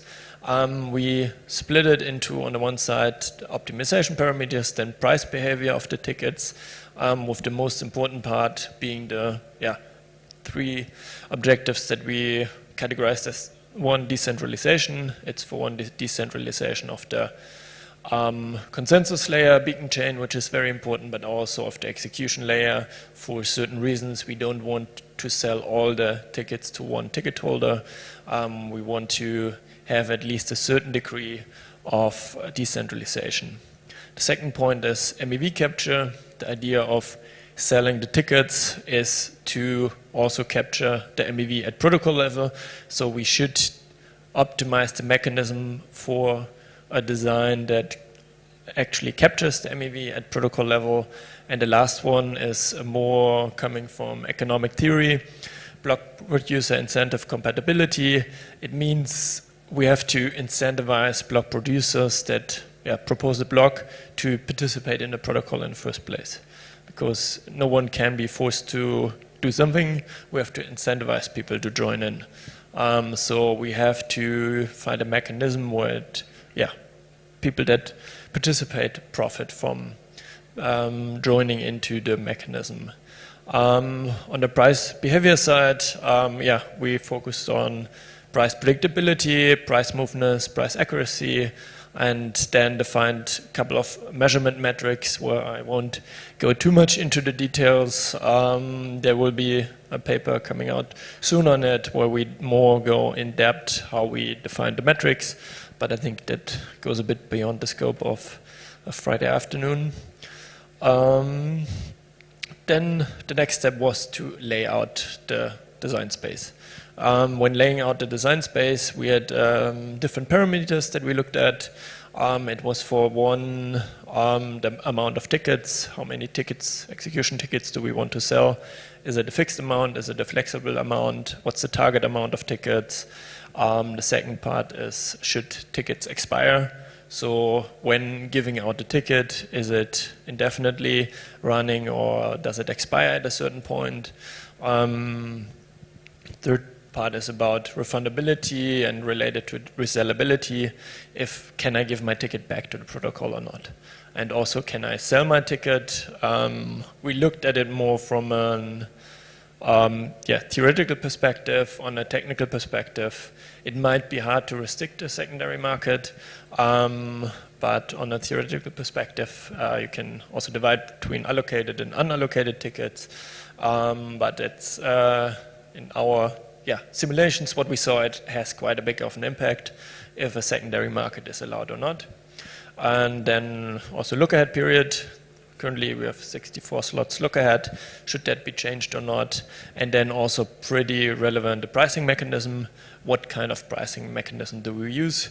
In our setting, we looked at 4 different pricing mechanisms, 2 auction formats, first price auction and second price auction, and 2 quoted price formats, an adapted version of an AMM, and similar to EAP 1559 style mechanism, and use this in the simulation to see how the market behaves.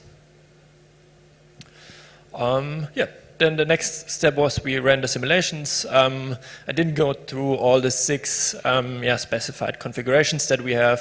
I think that goes a bit beyond the scope, but basically what we did is, we set up a first price auction and a different other formats, configurations, where we mixed and matched together kind of the attributes that we can have and tested it. Some of them are pretty close to the current setup, for example, the just-in-time second price auction, slot auction.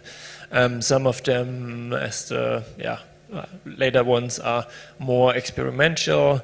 The idea was to see a bit what's the impact, impact of each of these parameters on the outcome of the simulation, what's the impact on our metrics if we run it. In theory there are more than 500 combinations to be run, so we could go on for a long time running different ones. We choose a bit, some of them more as examples than trying to run a holistic simulation of all of the possible configurations. In the solution then, or running it, what we saw is on the different metrics. I hope you can read it, but the summary, what we can see is that on the decentralization metrics, it's pretty hard to get to a good result. What we see is we have a pretty strong focus on centralization in this market. However, on the other metrics, depending on the configurations, we see that a lot of them score pretty good. There are some outliers where I'll go a bit deeper into in a second. But there are configurations that have a very high MEV capture, have a high price predictability, and so on. To go there one step deeper, or actually as just mentioned, decentralization as one of the goals. So decentralization, to be precise here, of the execution chain is pretty hard, remains hard. We tried a lot of different configurations. However, the problem that we have, it's also consistent with the theoretical literature, that you're doing an ex-ante pricing. So you're basically pricing your execution ticket on an expected value in the future. You expect what the value will be in a day, in 7 days, which means you're kind of using the mean. You're using the mean or your expected value. And this leads to one ticket holder, one block builder, who has on average the highest intrinsic value, has on average the highest bidding value to win most, if not all, of the auctions. So what happens is that kind of the specialization effects that you have right now, where in certain time periods, certain builders are more specialized on high or low volatility environments.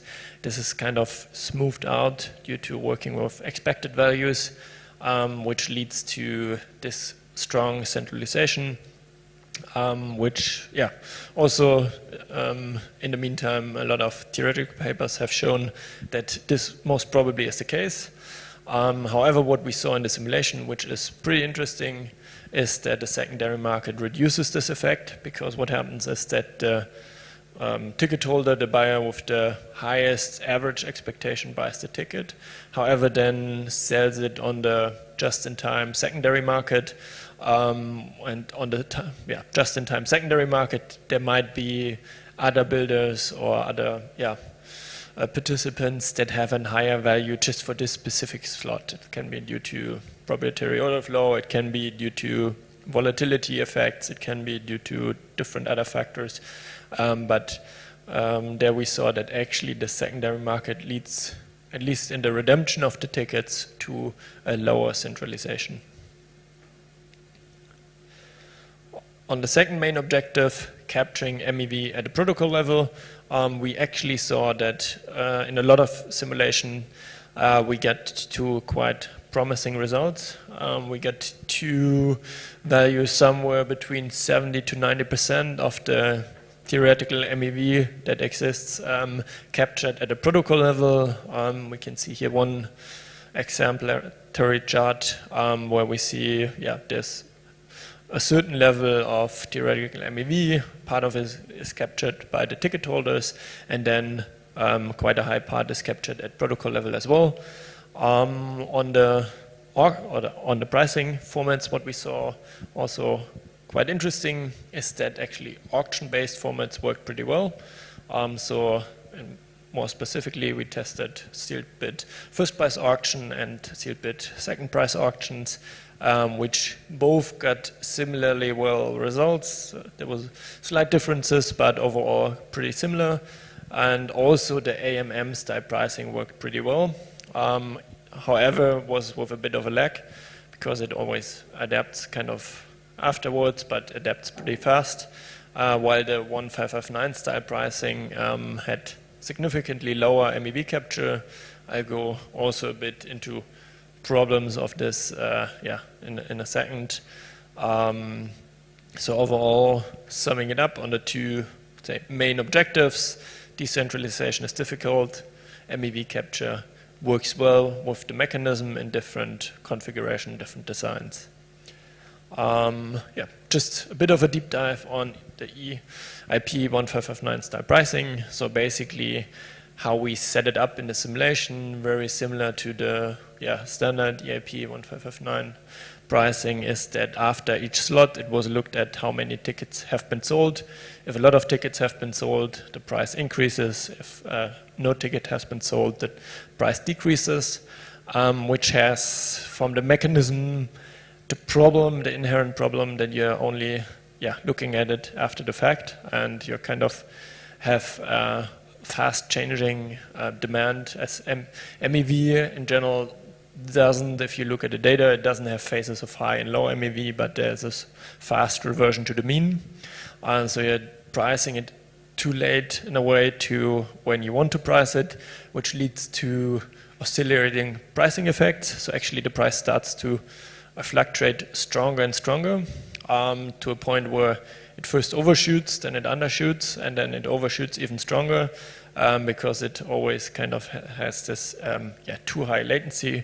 So this, from our perspective, we tried it with the 12.5% adjustment factor, but even if we go there to 50% or 100% or lower to 5%, we only found a few settings where the price stabilizes. It works, but it really depends on the attributes of the ticket holders, which makes it not very stable, which makes it pretty fragile. So at least in all the implementation settings that we found, it is not a good pricing mechanism for execution tickets. So that was quite interesting because also in a lot of the theoretical discussions, it was frequently mentioned as one of the useful pricing mechanisms. But I think from what we saw so far, auction-based pricing or kind of an AMM style or adapted AMM style pricing makes more sense for execution tickets. A few more findings on the other attributes I talked about, fixed versus variable amount of tickets. What we saw is it depends a lot on the mechanism as well. For AMM or 1559 style pricing, you of course need to have a flexible amount of tickets. For other formats, it could make sense to have a more fixed amount of tickets. Expiring tickets, it was actually interesting when on the agent side implementing their optimal bidding strategy. If you have expiring tickets, it makes things a lot more complicated because you have to take into account when does each ticket expire, how many tickets are in the pool, how many slots are allocated already, what's the look ahead. So it makes pricing a lot more complicated without having a lot of benefits. So our preliminary conclusion was that it doesn't really make sense to have it. Similar for refundability, we saw that it adds complexity without adding too much value to the mechanism design, because it's, depending where you set it, either you create arbitrage opportunities for ticket buyers, or it's just an kind of inferior secondary market. And on the secondary market, we saw that actually allowing the secondary market helped a lot more with creating decentralization due to the fact that in the just-in-time secondary market, specialized ticket holders can buy tickets, and so even though it has some disadvantages, I think it makes sense to plan for a design where a secondary market exists. And also the second part about it is, from a technical side, it's really hard to prevent a secondary market because, it's decentralized, it's anonymous, people can create a lot of different IDs, so there's almost no way to avoid ticket holders to sell their tickets anyway, or sell the slots. I mean, it could be that the ticket holder runs kind of a MEV boost auction just for the slot that he get assigned to via execution tickets. Good, that was the theory part. There's a lot more to say. I didn't go too much into all of the economic properties of execution tickets, but that could be covered as well. But I wanted to leave enough time also for the workshop part. I put in the question, do we need a break? But I think I would not do a break right now, only if someone says, hey, I need a pause. Otherwise, I would go straight into the workshop part. Maybe just the quick question, are there questions right now? Any questions on the theory so far, on execution tickets, on our results?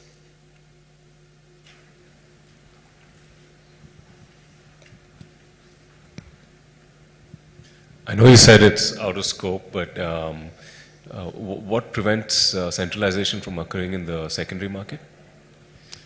I think it happens to a certain degree, but what we saw in our simulations, that you have, for some specific environments, you have you have builders that are very specialized, for example, on sex-tax arbitrage in high volatile environments, and they might not be the most competitive builder on average, but they are competitive in certain slots in certain environments.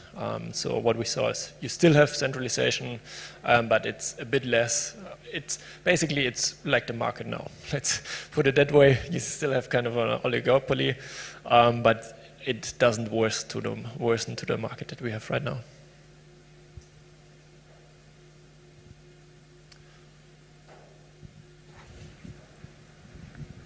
Hi, good summary. Has there been any work done on how exclusive order flow is going to be, I guess, a winning advantage for some people in the execution tickets environment? And do you have thoughts on exclusive order flow in this setting? Yes, I think we didn't, in the simulation, we didn't model exclusive order flow explicitly, but I think as in the market right now, it would be one of the winning factors. Having exclusive order flow gives you an advantage in bidding for the tickets. It allows you to bid for, at a higher price. On average, I think you would still have the fact that if a secondary market is enabled and someone else also has exclusive order flow, for them, the pressure builds up to bid. So we did some multi-slot analysis, and what you see there is that over time prices go up. And one of the theories that we haven't proven yet is that for, let's say you have one winning bidder who has the highest value, but you have a second bidder that also has exclusive private order flow, that needs to place their block at some point in time. So there is an incentive of kind of as long as the exclusive order flow doesn't only go to the one monopolist, it creates a pressure for having different block builders for a row of slots. And I think that is pretty similar for execution tickets, that each builder that has exclusive order flow needs to buy a certain amount of tickets to ensure inclusion of their order flow. However, if you have one builder, ticket holder that has the best order flow, they will probably still dominate the market, at least to a certain degree. Any more questions?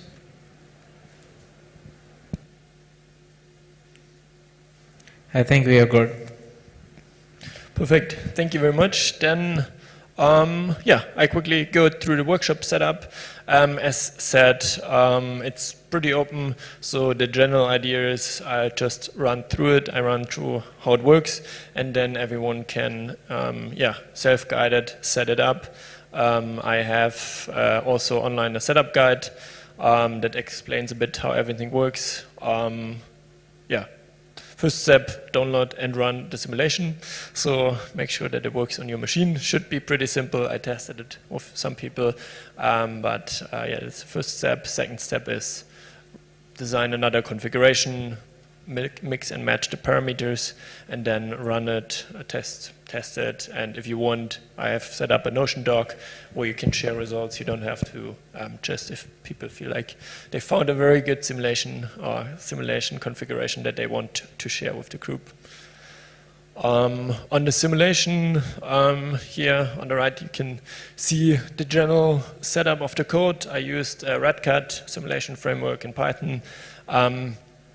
The high-level logic is, in the first step, it updates the market metadata, so such stuff as slot number, MEV, the slot, which is randomly generated based on historical distributions.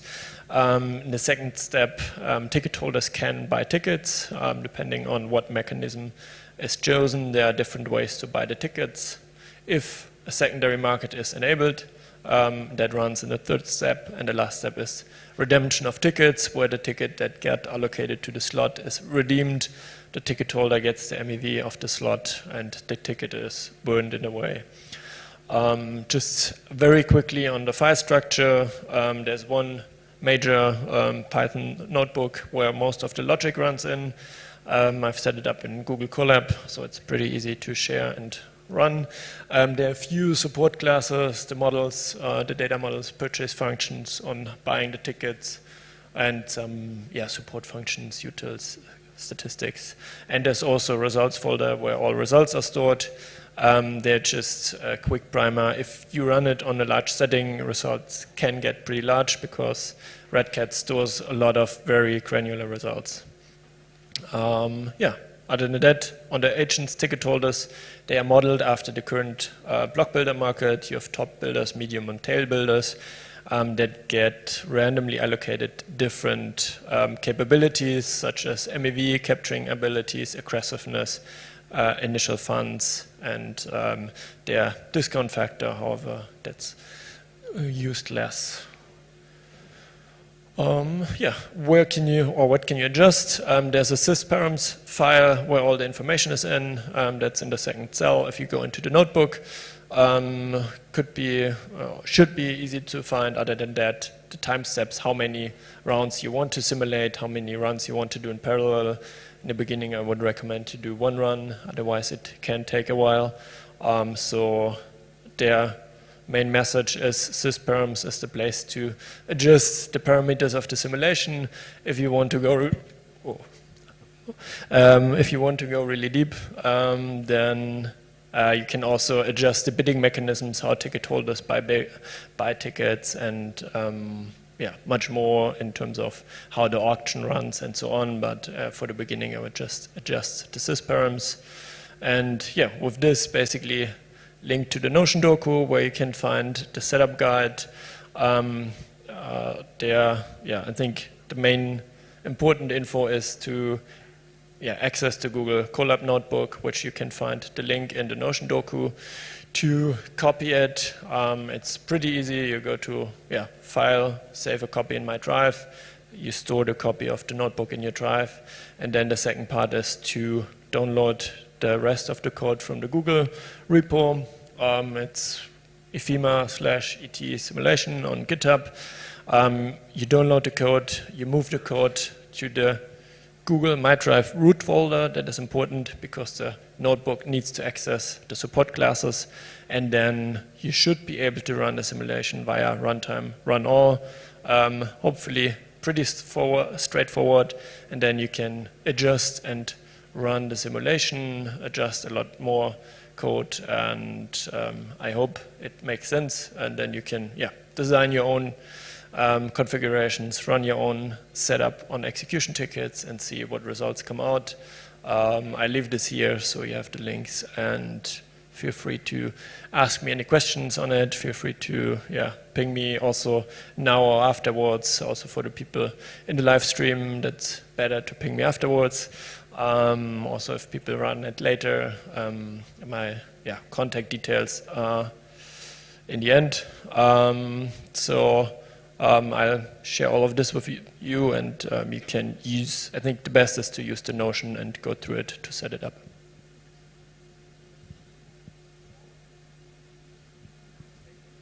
Awesome. Then, any questions for now?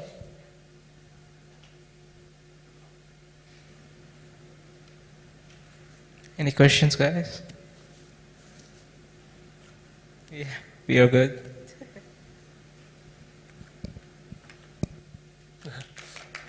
Thank you. I